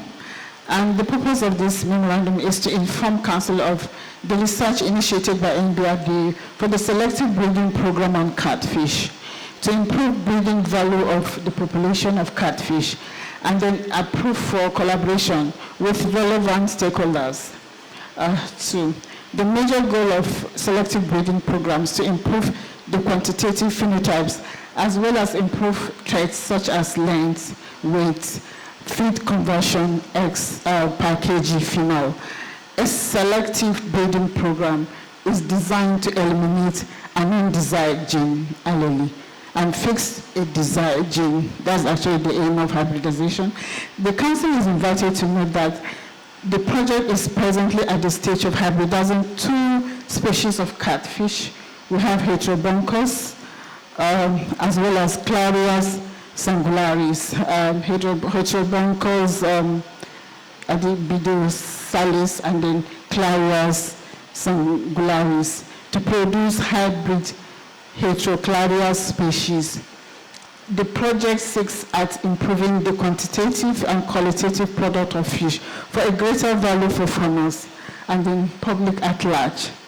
The project is also in tandem with the national food security programs. Our prayers here, our prayers to the Council, is seeking for approval by the Council, for the following: the importance of the project to the commercial farmers of fish, job creation, capacity development for youth and women. Approve the collaboration between NBRD, FMIS, the Federal Ministry of Agriculture and Food Security, and other identified technical partners on this project, for this project. That's for the 7th project. So this is now the last, but not the least, that's the 8th project. The 8th project is a memorandum on research progress made on the habitat-tolerant soybeans, HT soybean. It's a GMO. and then is an information as well as an action memo. The purpose of this memorandum is to inform Council of the research progress made towards improving soybean varieties by introducing the herbicide-tolerant soybeans obtained from the Michigan State University, MSU, and farmer-preferred varieties obtained from National Service Research Institute, Badegi, for sustainable agriculture in soybeans cultivation. The project is aimed at addressing the shortfall of soybean production, reduce the high soybean importation bill, reduce the hardship encountered by soybean farmers, that's drudgery. You face a lot of drudgery in soybean cultivation. In Nigeria, during cultivation, in the area of weed control, and then ultimately encourage, enhance, enhance commercial cultivation of soybean, sustainability production associated with high yield income in the country. The Council is invited to note that the project is still at the preliminary stage and has the ability to reduce weed invasiveness of soybean cultivation by up to 35%, thereby leading to increase in yield for farmers up to 95%. No tillage required, leading to reduction in soil erosion and enhancement of nutrient retention, and then as well as reduction in drudgery for farmers and greenhouse gas emission. That's very important to mitigate climate change. So this attracts youth to farming, leading to job creation, poverty reduction, high yields, quality raw materials availability, and accessibility for the industry.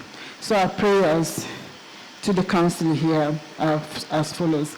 Approve the collaboration of the FMSTI and FME and FMFS, that's Federal Ministry of Science, Innovation and Technology, Innovation, Science and Technology, Federal Ministry of Agriculture and Food Security, in partnership with food processing industries like Nestle and Cadbury, to enhance public-private partnership program for sustainable development of the projects and the technology.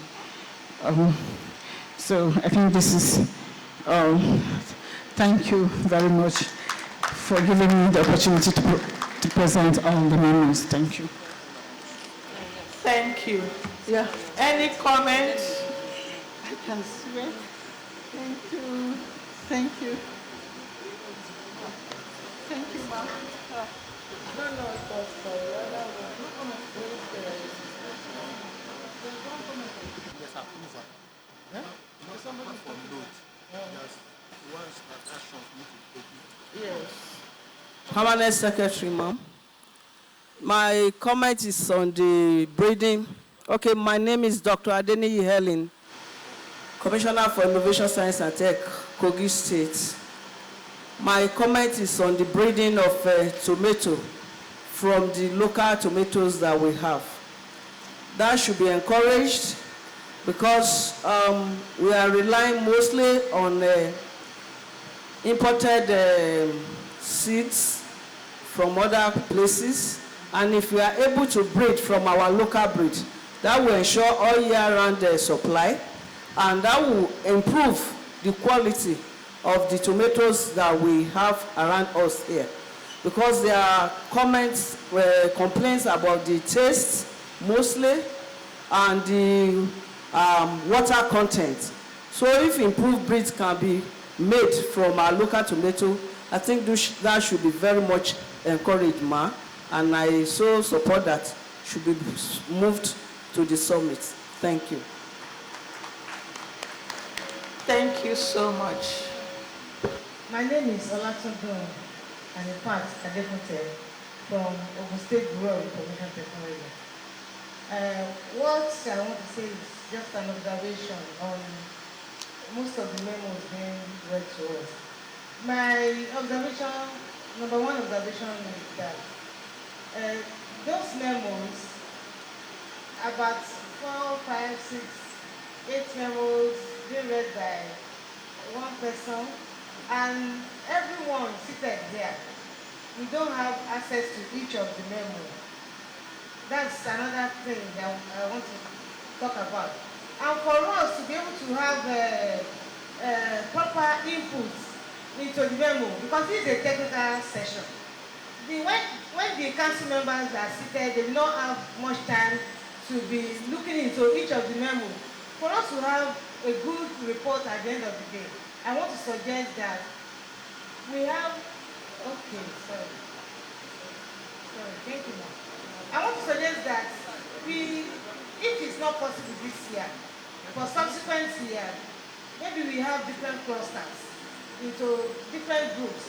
And in each of the clusters, people there will be able to see into each of those memos and have proper input into it. And apart from that, ma'am, I also want to, okay, let me suspend this. Thank you very much. Thank you.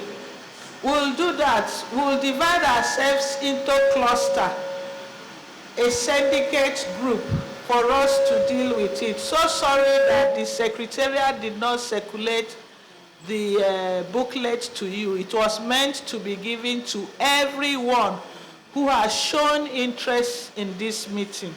Thank you for the observation.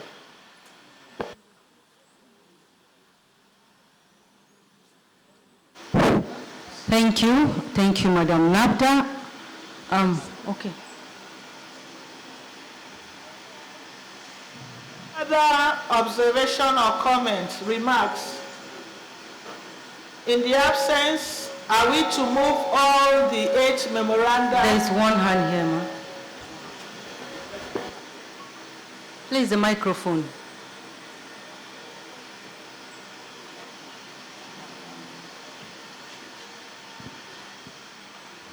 Thank you. Dr. Unduka, again, private sector and academia.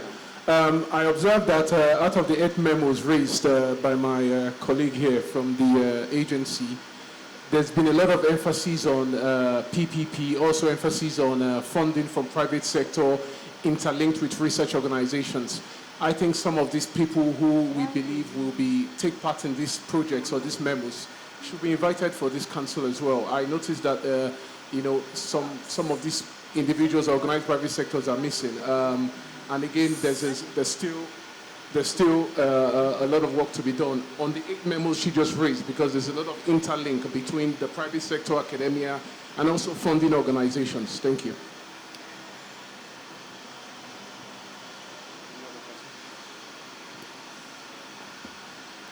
Should we move on, ma?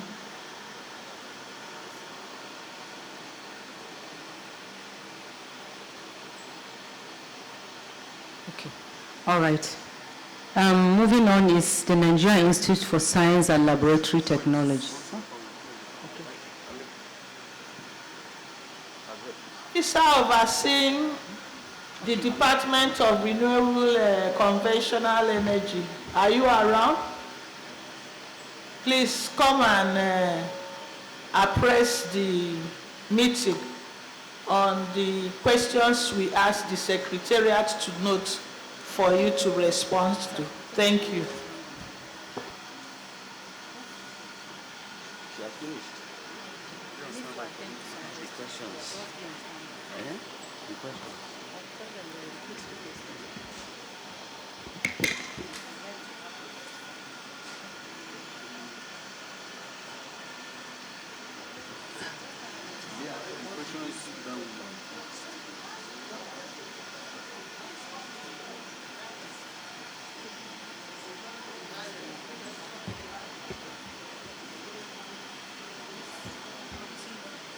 The Permanent Secretary.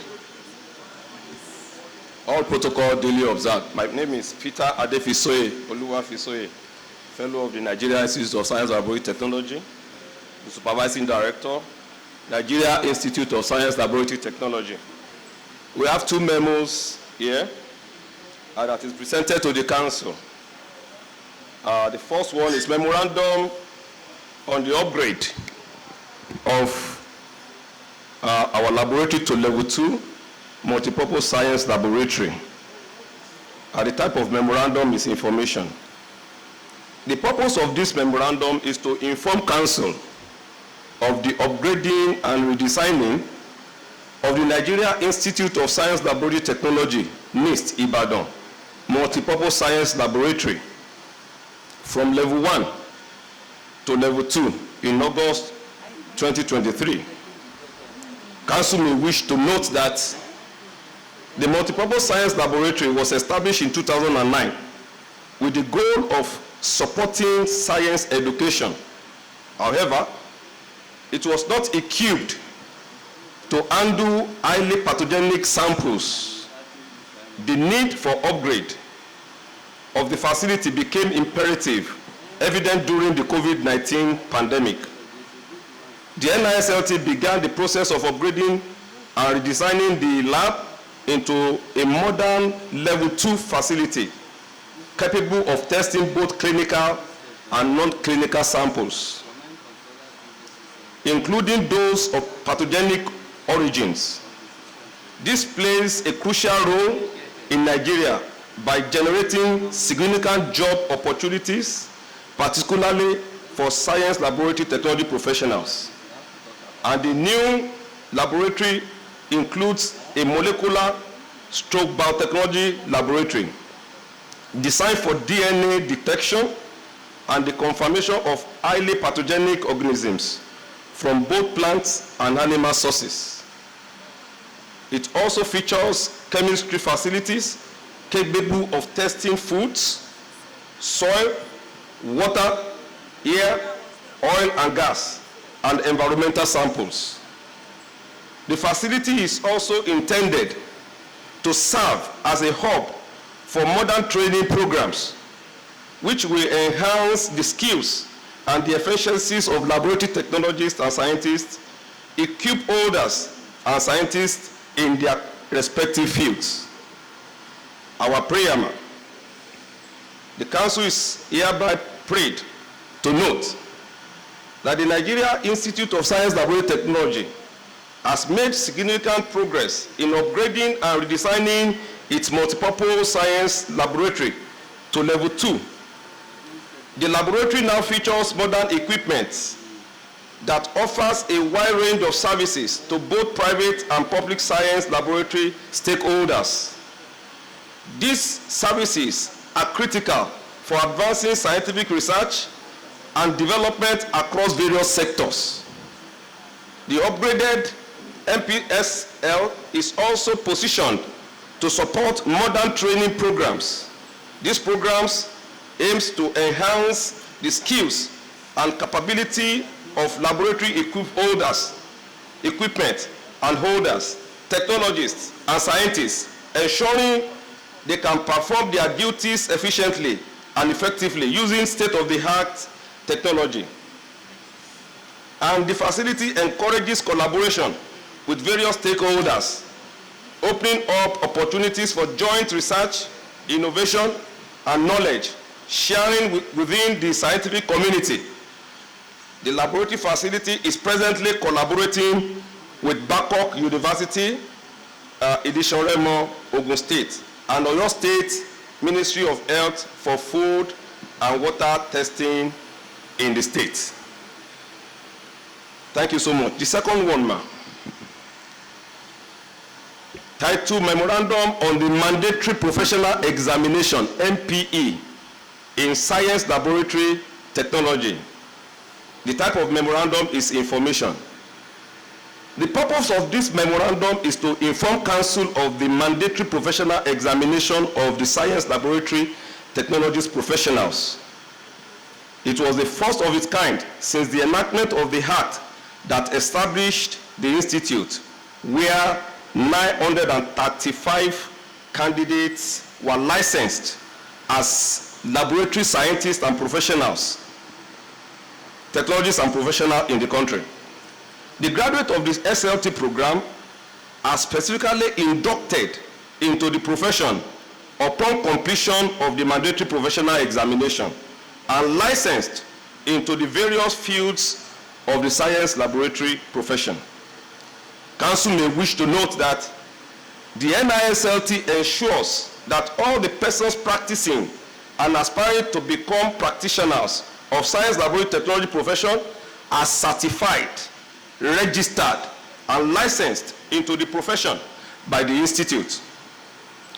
The increasing demand for professionals in institutions, industry, and private laboratories in Nigeria has necessitated the need for properly trained and certified laboratory professionals that are competent in the laboratory management and administration in the country.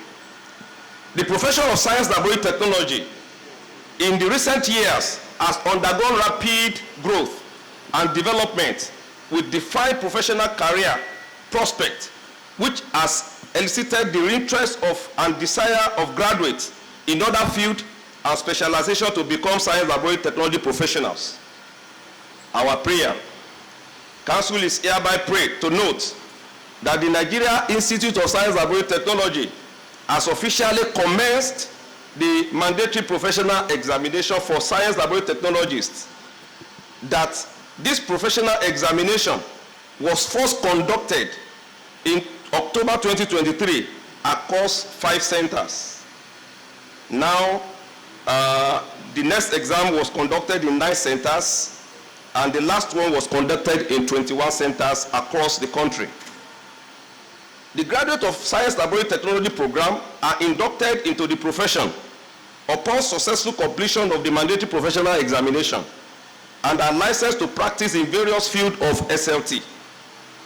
And that the license from NASRDA is a prerequisite for the mobilization of SLT students for the National Youth Service Corps program, for them to be deployed and placed where they are expected to practice.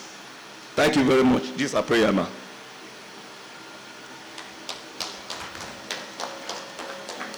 Thank you.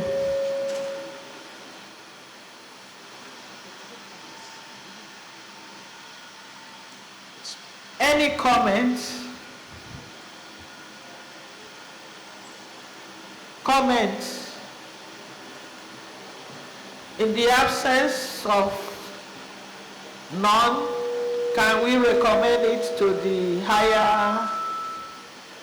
higher platform? Thank you.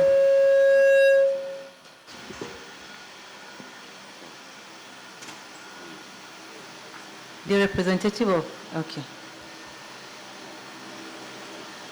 The Permanent Secretary, distinguished guests, ladies and gentlemen, with regards to the biogas cylinders, question from Naseni, I'm surprised the questionnaire is from Naseni. Naseni is supposed to be part of the CNG collaboration taking place across the country. There are certified CNG centers that have been approved by the government, and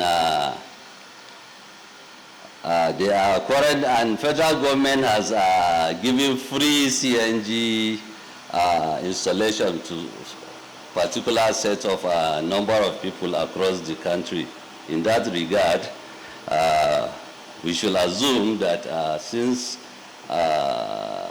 definitely SON should be part of the collaboration, and since these centers are certified, the CNG cylinders are supposed to be in order.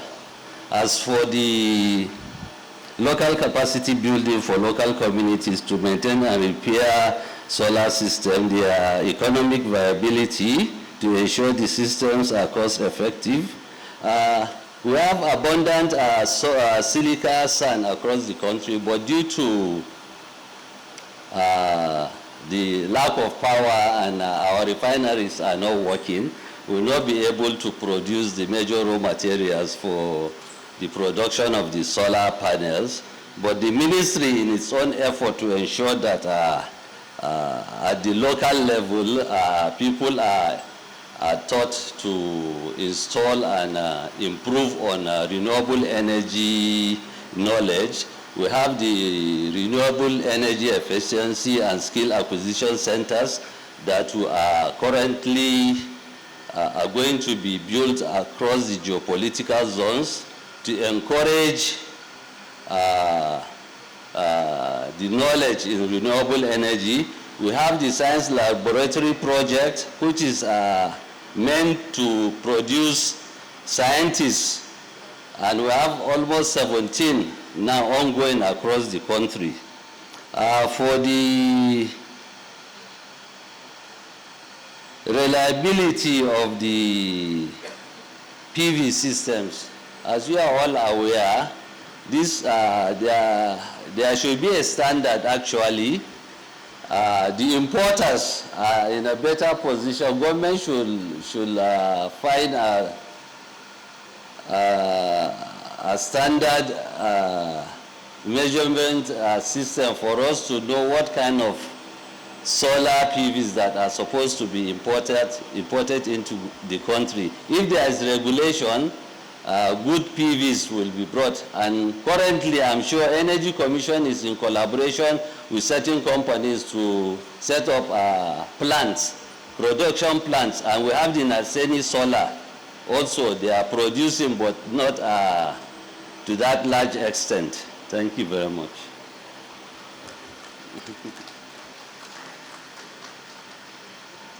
Thank you, Mr. Adamu. However, who is the government? You are the one supervising the agency, and you ought to work in collaboration with NASRDA and Federal Ministry of Industry, Trade and Investment. Thank you. And its agencies. Thank you. Thank you, Madam Chairperson. Next on the list is Federal Institute of Industrial Research, Oshodi, Lagos.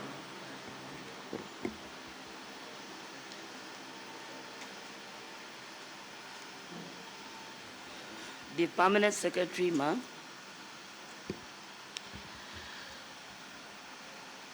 Invited guests from various states, my colleagues, good afternoon. Federal Institute of Industrial Research has 3 memos to present. The first one is Memorandum on Research and Development Activities ongoing at the Federal Institute of Industrial Research, Oshodi. Type of memorandum, information. The purpose of this memorandum is to inform Council at the research and development activities ongoing at the Federal Institute of Industrial Research since the last National Council meeting. 1, development and production of breakfast meals from local varieties of rice. 2, upgrading indigenous process technology for production of bean snack consumed in southwest Nigeria. 3, development and production of complementary food for infants from indigenous food sources. 4, development and production of multigrain bread from local raw materials for a healthy population. 5, microbial production of clarified cashew and orange fruit juice, honey wine, and cashew wine. 6, local production of baker's yeast to replace bromine. 7, production of mushroom fortified winning food. 8, prototype development of future completed technologies for transfer in mushroom cultivation. 9, optimization and pilot plant production of bitter yam flour as meal for diabetic patients. 10, design and fabrication of sugarcane juice extraction machine. 11, development and production of ionic and cationic oleous surfactants from underutilized African almond seed oils as industrial intermediates in the industry. 12, production of particle boards from rice husk and sawdust using waste styrofoam as binding agents to mitigate their environmental problems. 13, production of particle boards from rice hull, development and production of wound healing ointment with antioxidants and anti-inflammatory and antimicrobial properties. 14, development of process technology for sustainable dyeing of fabrics in Nigeria dye industry using natural dyes and mordants from plants species. 15, development and production of 300 kilogram rotary furnace for high temperature metal melting. 16, design and development of hydrocyclone for food processing. 17, production of tempered glass for photovoltaic glass cell from locally sourced materials, and development and performance evaluation of composite roofing tiles made from waste plastics. Prayers. Council is hereby prayed to note the various areas of research and development the institute is currently working on. That's the first one. Should I continue? Memorandum 2. Acquisition and commissioning of permanent sites for various zonal offices and laboratories across the 6 geopolitical zones. Type of memorandum information. The purpose of this memorandum is to inform the Council of the acquisition and commissioning of permanent sites for various zonal offices and laboratories. Council may wish to note that at inception, zonal offices were conceived as centers for displaying various developed technologies related to available raw materials in different geopolitical zones. It was in the search that this step will aid the entrepreneurship development of these zones.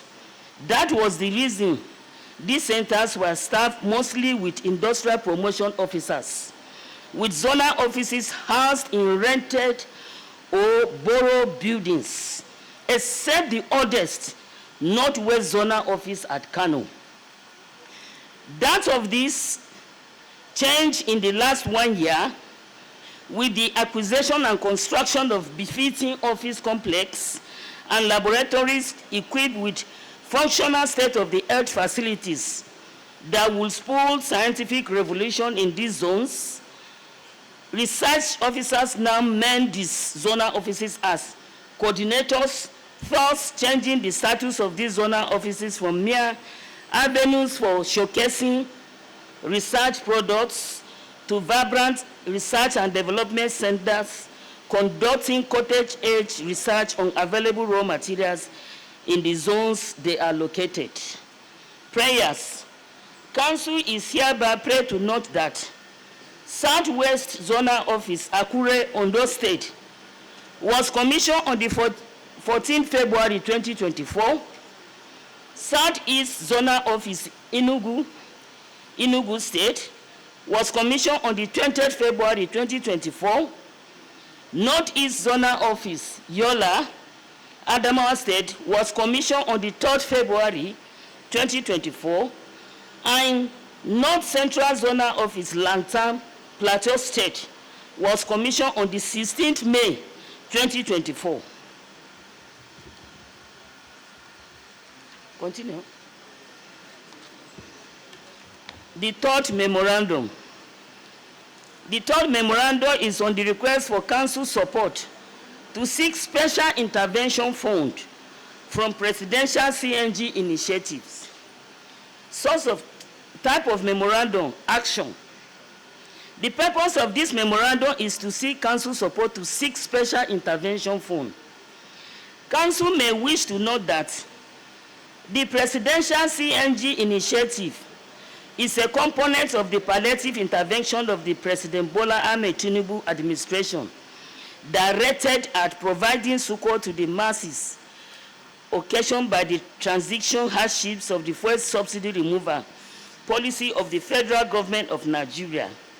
Sequent to that removal of the PMS subsidy and the full deregulation of the petroleum products market, the price of the PMS has increased significantly. As such, there is a need to consider alternative source of fuel, primarily CNG and EV for vehicles.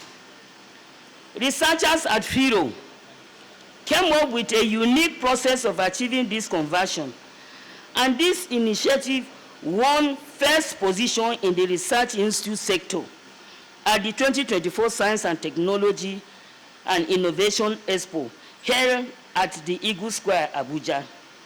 A check on the Presidential Initiative website revealed that government efforts to disseminate this technology is still far behind, as only 11 states and FCT are covered at the moment with Federal Ministry of Innovation, Science and Technology is not among the partners listed on the website.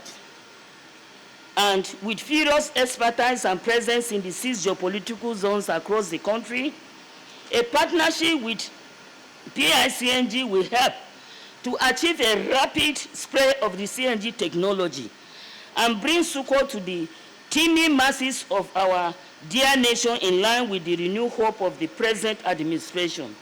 Prayers. Council is hereby prayed to approve that in view of the quantum of funds required for the acquisition of the conversion kits for CNG, FIRO should seek for the funding of the project under the Presidential Initiative on CNG, so as to become a key partner in government efforts at achieving cleaner alternatives to PMS and diesel fuel for transportation. Thank you.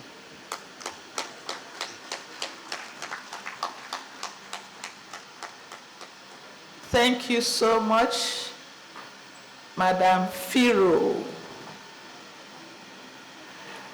Any comment, contribution?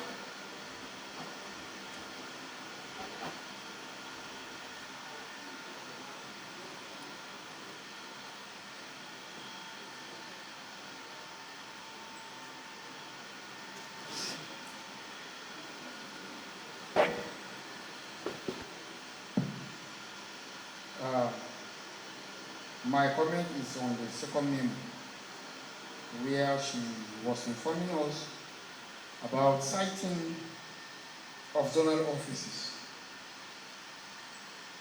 I want to talk on Plateau State.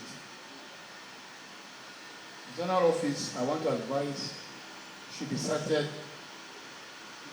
within the state capital so that it will be accessible to other zones that might come. Or taking it to a local government that has to, you have to travel more than 100 kilometers, 200 kilometers to that local government. I think such our next zonal office will be sited within the state capital so that other states that might be coming to these zonal offices will be easier for them. Thank you.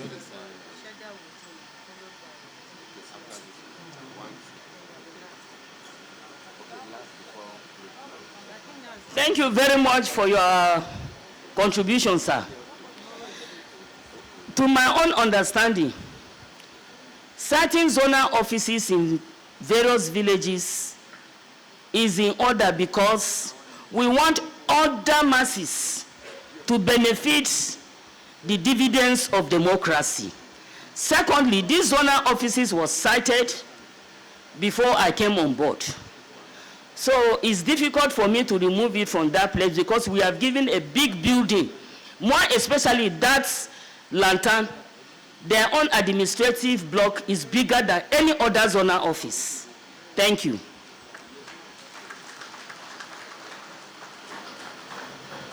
Thank you so much, my beautiful and amiable sister. Permanent Secretary Plateau. Permanent Secretary Plateau. We have 3 arms of government, which is the executive, the judiciary, and legislative. And your sister was the chair of that committee. So you would have wished her to take that to another local government or to Jos. Please support your sister. Thank you. Thank you, Madam Chairperson. Moving on is Shadow Science and Technology. Schedule Science and Technology. Thank you.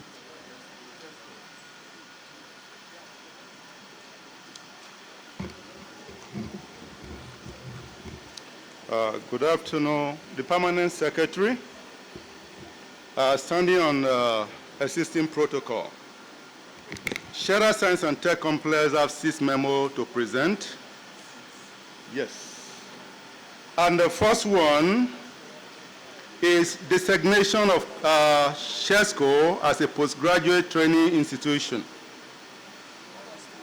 The purpose of this memorandum is for CHESCO to be approved to offer postgraduate program by centers and departments via the approval of National University Commission and certification to be issued by affiliating a university, or as it may be approved by NUC.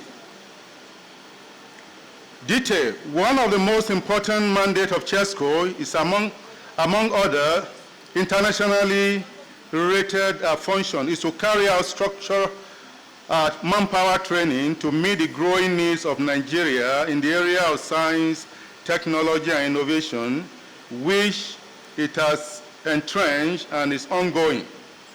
With the concentration of sophisticated and modern equipment for research and development involving the highest level of technology in one location, the complex has the capacity to offer academic training to postgraduate students in the laboratory courses in both MSc and PhD, with certification to be issued by affiliating accredited institution. Already CHESCO has an MOU with some of the NUC accredited institutions. Some are listed here. And so, besides, CHESCO has over 50 experienced staff with PhD degree in various areas of science, technology, and innovation. So some of the available equipment are in Biotechnology Research Center, we have PCR machine, jet documentation system, LCMSE, microscope with camera, water, bath, UV and laminar flow. In physics, we have the SRD, diffractometer, diffusion, furnace, spin coater, and in chemistry, we have GCMS, HPLC, AAS, FTIR, and XX. That should be XRF. So these are just to mention but a few.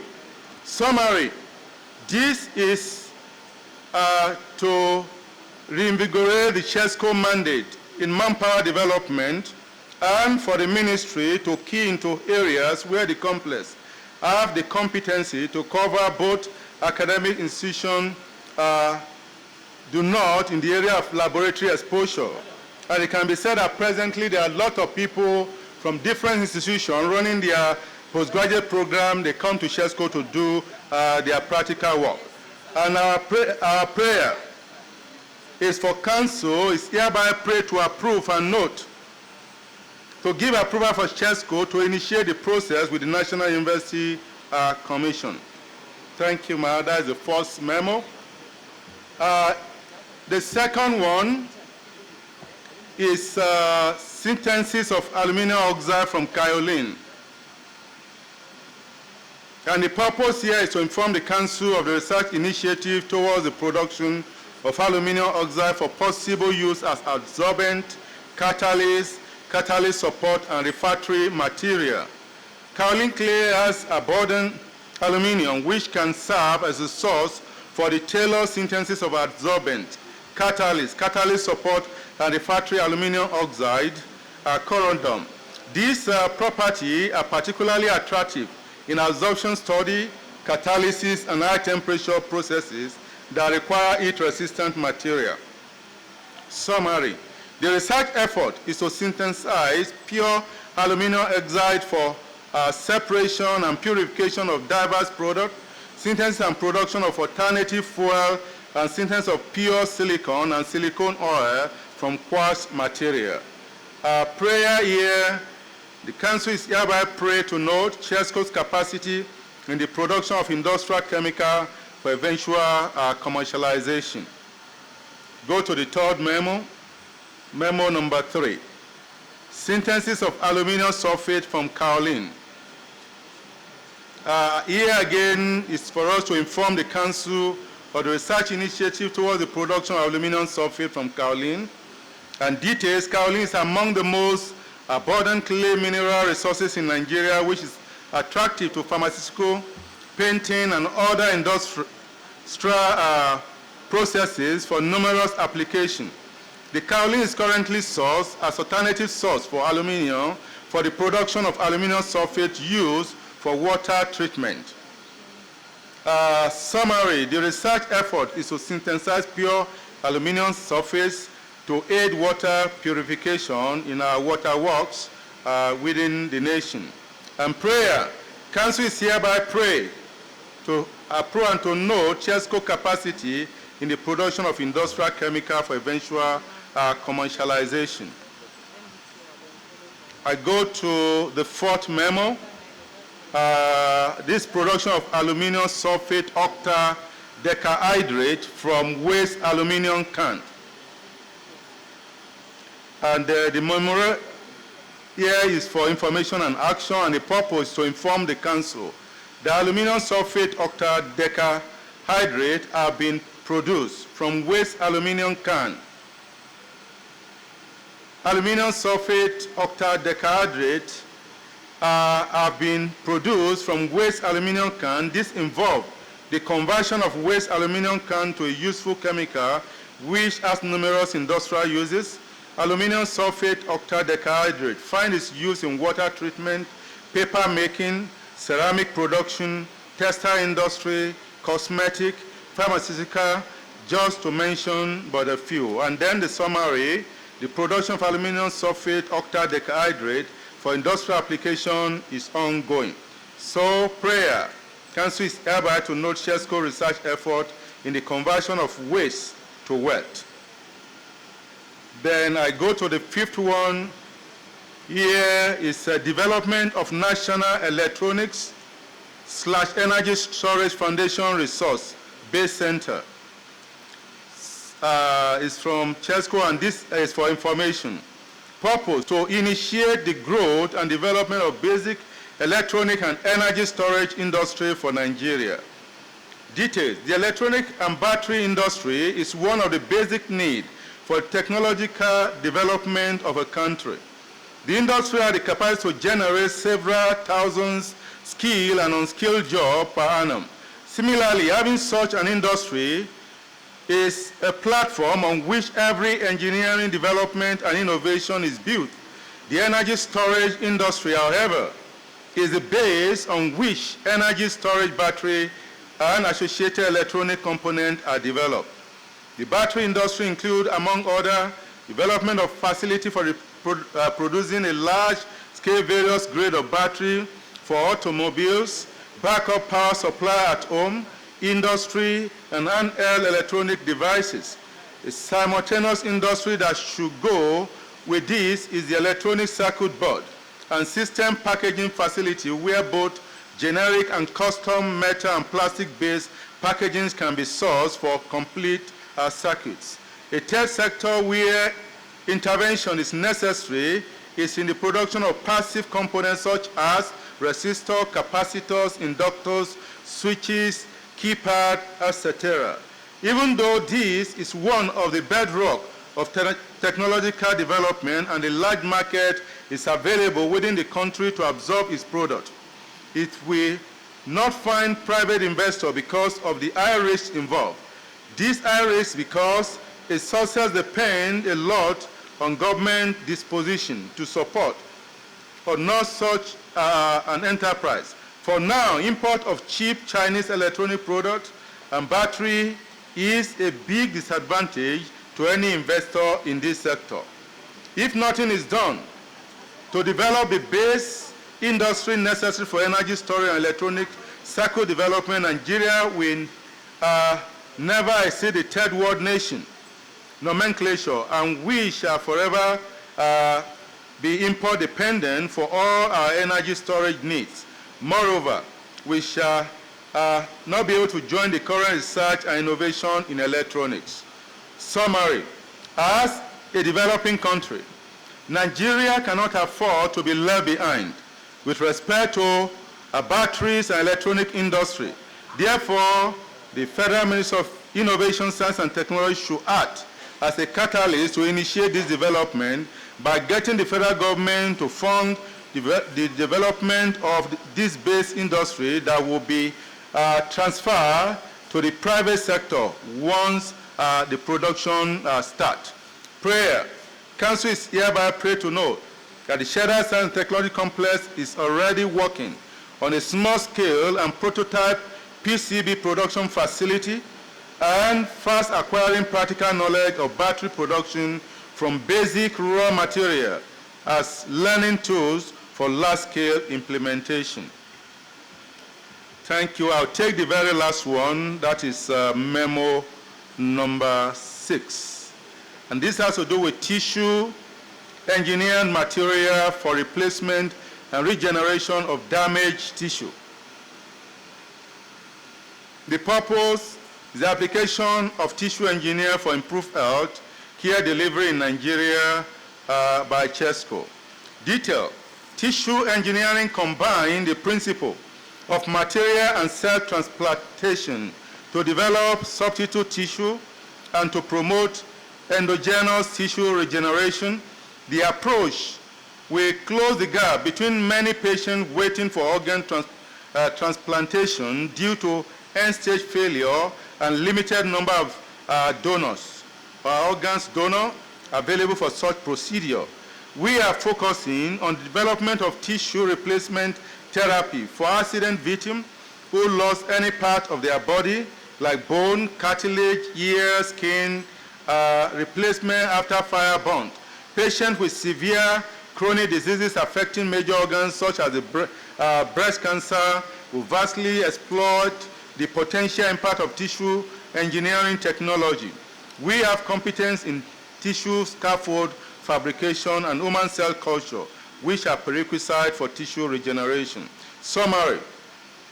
The proposed project hopes to achieve the following. 1, to produce and characterize porous scaffold for different body parts, to grow and maintain different cell lines needed for the tissue regeneration, and to sterilize the scaffold and treat them with RGD protein in preparation for seeding of cell, and to seed the cell in the scaffold and incubate for 1 to 2 weeks.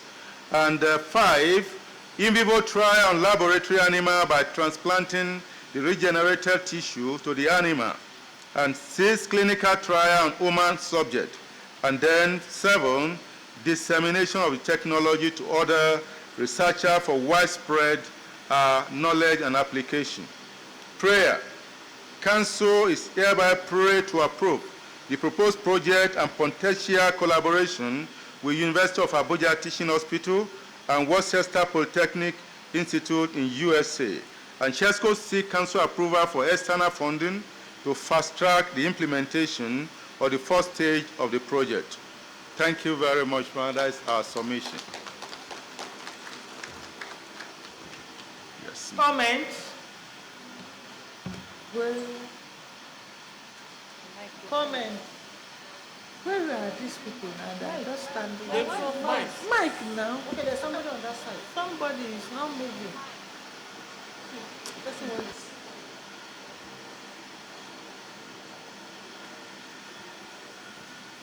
Good afternoon. Dr. Unduka again, academia and private sector. Well done, CHESCO. I think you guys have done a great job so far. This has shown that you're very well prepared. But what I noticed in your first memo, you mentioned council to give approval for CHESCO to initiate process with NUC. Just to tell you, NUC won't give you any approval because they regulate universities. So you want to collaborate with a university or collaborate with an institution to approach NUC. So NUC will then give the approval to the institution for CHESCO to offer those courses. That's what I think will happen. And the last memo, you mentioned on potential collaboration between Abuja Teaching Hospital and Worcester Polytechnic Institute, USA. I think you should open that collaboration to other universities. I know some universities that are doing Something similar to this project, yes. Okay. And I think I can relate with you guys, and I think if you open your collaboration up with other universities, it brings more funding to your projects. Thank you. Thank you very much. Noted.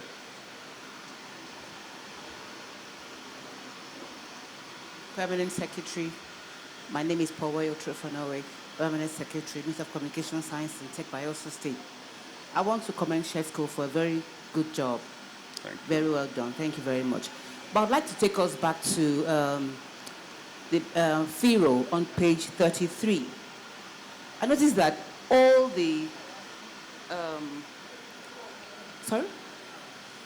all the zones have zonal offices, but we don't have any in the South.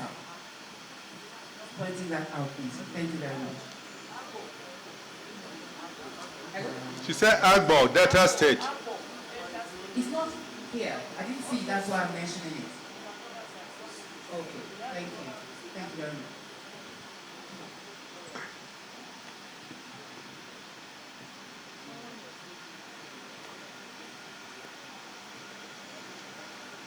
And in the absence of comments, can we recommend to the higher authority? Thank you. Thank you. Thank you, my chairperson. Next is National Board for Technology Incubation. Thank you.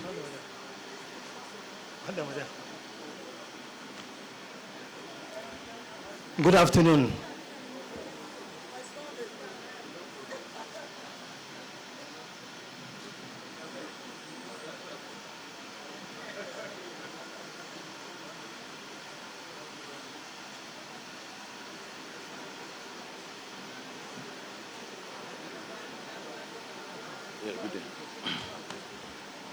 The Permanent Secretary, please permit me to align with the already established protocol. The National Board for Technology Incubation has 3 memos. The first one is a memorandum on progress report on technology incubation program in Nigeria. It's an information memorandum. The purpose of this memorandum is to inform Council of the progress report on technology incubation program in Nigeria.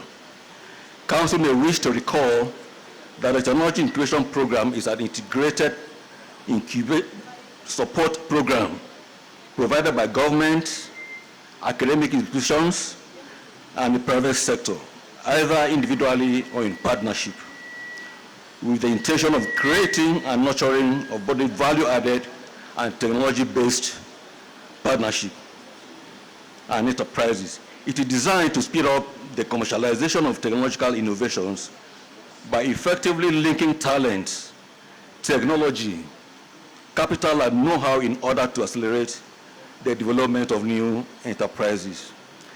3, in keeping with the renewed hope agenda, especially in the enhancement of food security and safety, alongside a mandate to create and nurture technology-based SMEs, as well as ensuring the commercialization of industrial service-driven R&Ds, that research and development, while using TICs, Technology Incubation Centers, as the focal point for the initiation of veritable startups and spin-offs.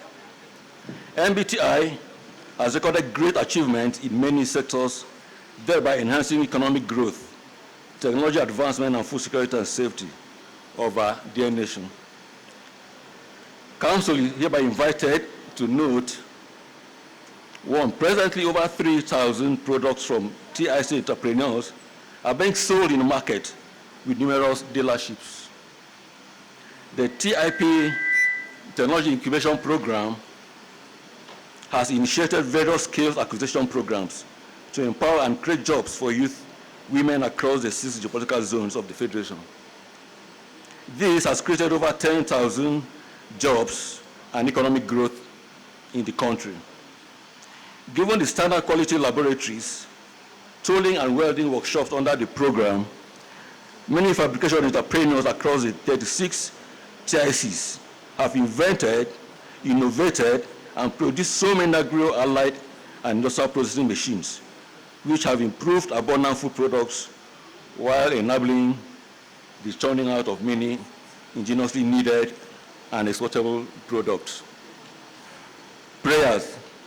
The Council is hereby prayed to note the progress report on technology creation program in Nigeria. That's the first memo. The second memo is on the establishment of state-of-the-art technology incubation parks in the 6 geopolitical zones. This is an action memo. The purpose of this memorandum is to request for Council's approval for the establishment of state-of-the-art technology incubation parks in each geopolitical zone to serve as a relocation hub for graduates of the technology incubation program. Graduates of the incubation program require a supportive and enabling environment to grow and scale up their businesses. Experience has shown that some of our graduate entrepreneurs have difficulties in thriving their business due to inability to acquire land and properties to establish their businesses. Eventually, their businesses die. Technology incubation parks will provide the necessary infrastructure and ecosystem for innovation and entrepreneurship. 3, Council is invited to note that establishing technology incubation parks in each geopolitical zone will, 1, provide a relocation hub for graduates of the incubation program. 2, foster innovation, entrepreneurship, and job creation. 3, provide access, shared facilities, resources, and expertise. 4, attract foreign investment and boost industrial growth of the nation. 5, that the Bayelsa and Zamfara state governors have indicated willingness to provide land for the parks. Prayer. The Council is hereby prayed to approve 1, the establishment of technology incubation parks in each geopolitical zone, where you have Zamfara, Bauchi, Mina, Neri, Yenogwa. And number 2, that MBTI should request or implore government to provide land towards the establishment of technology incubation parks in their respective zones. That's the second memo. The third and the last one is on memorandum on establishment of Catch Them Young Technology Incubation, CTYTI. This is an action memorandum. The purpose of this memorandum is to seek Council's approval for the establishment of classroom technology incubation in schools to promote entrepreneurship and innovation among students. The National Board for Technology Incubation proposes the establishment of Catch Them Young Technology Incubation in science secondary schools to foster entrepreneurship, innovation, and technological advancement among students. This initiative aims to provide a conducive environment for students to develop cutting-edge solutions to real-world problems. The Council is therefore invited to note that by integrating the technology incubation program into our education system, the Catch Them Young is capable of preparing the next generation of leaders, entrepreneurs, and innovators that will enhance employability, foster economic growth, and promote competitiveness. The proposed Catch Them Young technology incubation in schools aims to cultivate entrepreneurship, innovation, and technological skills among students, ensuring they are equipped to thrive in the digital age. Prayer. The Council is hereby prayed to approve the establishment of Catch Them Young technology incubation in schools. Thank you, ma'am.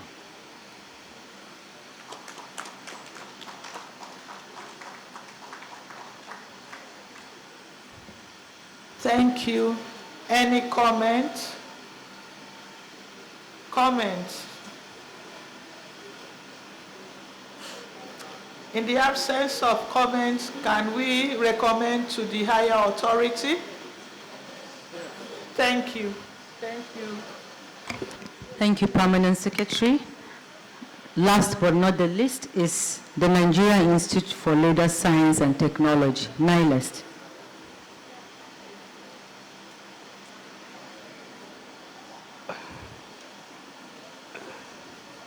Good afternoon, the Chairperson, the Permanent Secretary, other distinguished ladies and gentlemen. I remain Dr. Awal Mustafa Imam, the Director General of Nigerian Institute of Leader and Science Technology.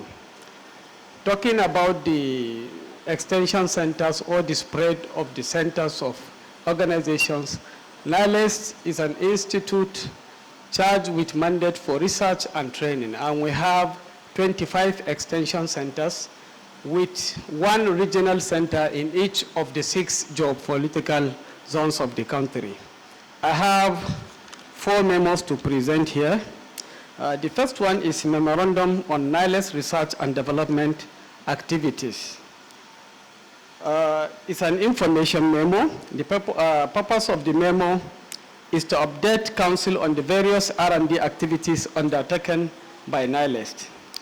Council may note the following. A, 1, fabrication of motorized stainless steel pedal for experimental and traditional local pre-turning purposes. 2, preparation and characterization of bio-based multifunctional additive from castor oil for production of sponge rubber shoe insoles and outsole. 3, production of nitrocellulose finish for leather finishing using carpentry sawdust and cotton wool.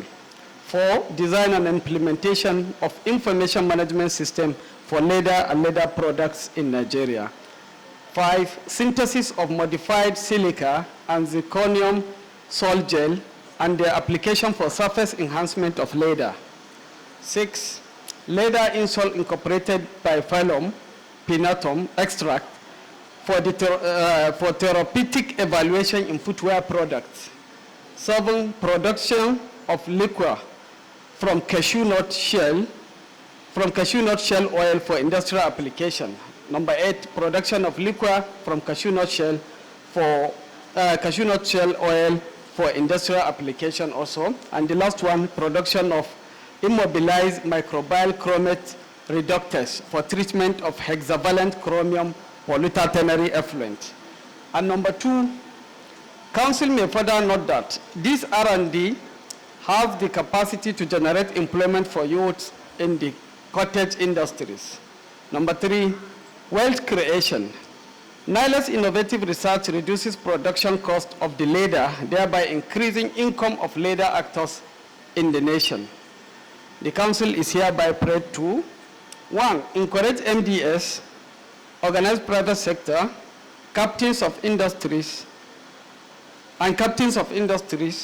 to support NILEST ongoing projects. And number 2, the prayer is to patronize NILEST research outputs to enhance productivity and competitiveness of the leather industry. I so submit. Sorry for the small, the memoranda for him starts from page 106, please. We are sorry for the little oversight. Thank you. That's the end of the first memo. Can I move to the second? Okay, the second memo, Memorandum on NILEST Capacity Building. It's also an information memo. The purpose of this memo is to inform Council that Nigerian Institute of Leather and Science Technology, NILEST, is one of its kind in West African Sub-Saharan region, and sequel to the approval of the Enabling Act establishing it in 2023, the Institute, by its core mandate, continues to offer pre-national, higher national diploma and advanced certificate courses on leather and leather product technologies, as well as related fields. Consequently, it has over the years trained and empowered many Nigerian youths with the aim of making them employable and self-employed. Number 2, Council may wish to note that the 2024-2025 academic year recorded 752 intake of students into ND and HND programs upon graduation. The students were eligible for National Youth Service Corps, while the undergraduate embarked on Student Industrial Work Experience Scheme to various leather and related industries across the nation. Council may further wish to note that on staff development, NILEST, through continuous support towards capacity building of staff in both doctorate and master's degree studies within and outside the country, the staff strength has increased by 50%. On short-term training, NILEST continues to partner with other MDS, governors, National Assembly members, NGOs, private and international organizations to empower Nigerian youth and women on leather craft and technology through short-term training. Staff-up funds and packs are given to participants to encourage entrepreneurship and self-reliance among youth. And number 3, on establishing degree course on leather in university and other tertiary institutions. As part of efforts to promote vocational training, advance and encourage capacity building, and encouraging professionalism in leather science and technology, NILEST is collaborating with National Board for Technical Education and Ahmadu Bello University on establishing degree course on leather through affiliations. Our prayer is, Council is prayed to encourage all MDS and private firms to support and utilize the Institute's training facility. Thank you. This is the second memo. I'm going to the third memo, Memorandum on National Leather and Leather Products Policy Implementation Plan. The purpose of this memo is to update Council on the implementation of the National Leather and Leather Products Policy. Council may wish to recall that the Institute spearheaded the drafting of the National Leather and Leather Products Policy, the first stand-alone policy document for the leather sector, which Federal Executive Council approved on the 31st of October 2018. The National Leather and Leather Products Policy aims at repositioning the sector and by extension the country's economic growth and competitiveness. Hence, an extensive implementation plan that will expedite the vision and mission of the policy framework was also drafted and launched by the then Vice President, Professor Yemi Osinbajo, on the 16th of July 2021. Our prayers are, the Council is hereby prayed to note that 1, the adoption of the National Leather and Leather Products Policy Implementation Plan by the states to aid effective implementation and adoption of the leather technology nationwide. 2, that all the states should support and participate in the implementation of the leather policy for jobs and wealth creation in Nigeria. Number 3, that the states should collaborate with the steering committee in the actualization of zonal leather business-to-business meetings aimed at improving business relationships, inter and intra-trade businesses among leather stakeholders in the 6 geopolitical zones. Number 4, that all the states, including FCT, should support and participate in the upcoming business-to-business summit and expo proposed to hold in Aba in September 2025. Number 5, that the states should create enabling environment for the establishment of state chapters of NALPAN to promote linkages among leather stakeholders for optimum productivity, competitiveness, and economic development. The last but not the least, that the states should foster maximum cooperation with other leather stakeholders in the states for effective and efficient execution of the National Leather and Leather Products Policy implementation. Thank you. And the memo number 4, can I go ahead? Memorandum on linkages and collaboration with public, private, and state organizations. The purpose of this memo is to update Council on the level of linkages and collaboration with public, private, and state organizations. Council may wish to note that the approval of the ministry's leadership. Council may wish to note that the following, that the approval of the ministry's leadership, the Institute have carried out necessary restructuring in some extension centers in order to fulfill their various mandates. Having gotten the required approval, the management immediately mobilized her arsenals, such as funds, to get the job completed in record time. Number 3, Council may further wish to note that the Kano Extension Center is one of the oldest extension centers of the Institute. The Honorable Minister of Federal Ministry of Innovation, Science and Technology, Chief Uche Geoffrey Naji, represented by Dr. Mfiong E.J. Basi, the Director of Chemical Technology in the Ministry, on the 25th of May 2024, successfully commissioned the NILES Kano Extension Center Entrepreneurship Development. The multi-million naira Entrepreneurship Development Center project in NILES Kano Extension Center was developed under the leadership of the former DG. The commissioning was witnessed by some invited dignitaries, which include but not limited to community and spiritual leaders of Zawachiki, that's the host community in Kano. Our prayers are, the council is hereby prayed to note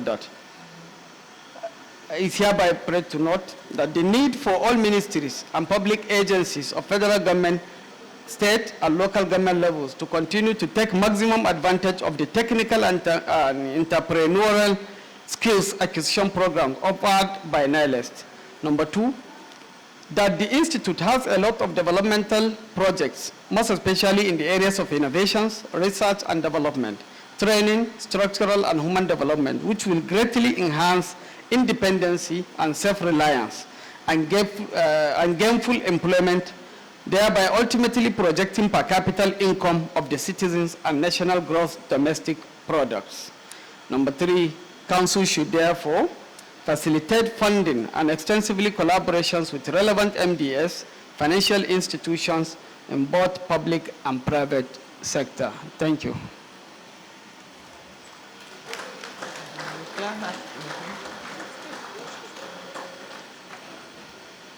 Thank you. You are clapping hand for him.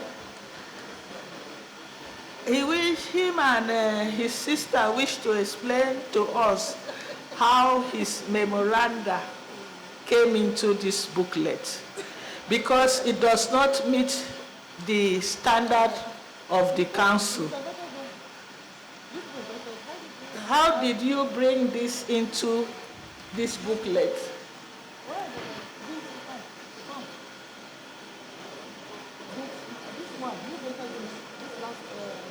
All of them, from the second one, where he was mentioning his name. This photograph. He's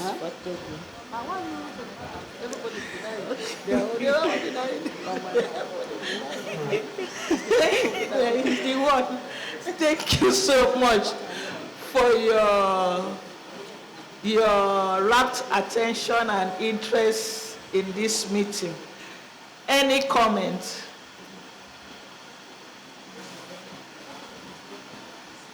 Any comment?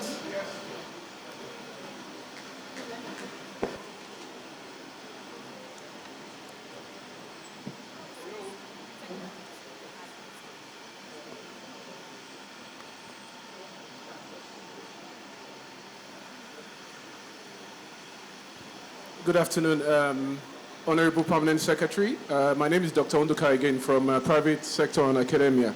Well done, NILEST. NILEST has a passion with me. I've been on this matter for 30 years, since I was 18 years. I ran an organization called ILEST in Lagos, which was similar to this.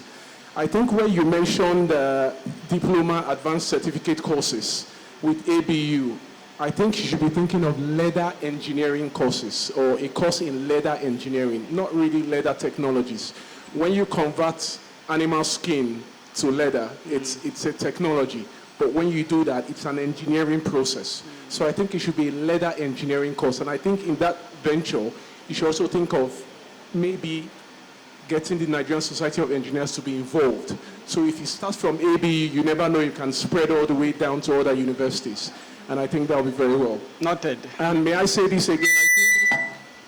I was at the NAS Council 2003, but I noticed my picture was not on the program. So cameraman, please get my picture well so that I can be on the program, so I can adopt in 2026. Madam, your permission, ma.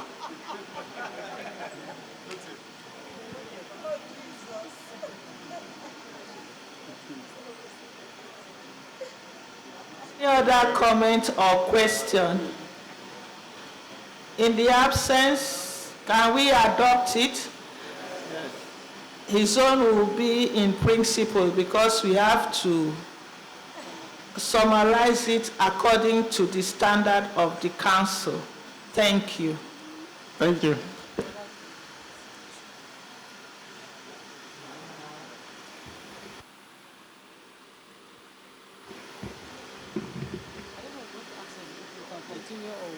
After break, we go. Continue from tomorrow's. No, after break, after lunch. Come back. The permanent secretary, our members of the technical committee, our permanent secretaries from the states, directors of the ministry and director generals of our agencies, invited guests, good afternoon. Thank you very much for your rapt attention. We are going for a lunch break. I don't know, I just want us to agree that after lunch we come back and continue with some presentations, the ones we are supposed to take tomorrow, or after lunch we just go. I want to put it to you to agree on what to do. So tomorrow, or we should come back after lunch? Wow. Tomorrow is a long day. We have a very long day tomorrow. Okay. Okay. So those in support say aye, and those against say nay. The ayes have it. Thank you.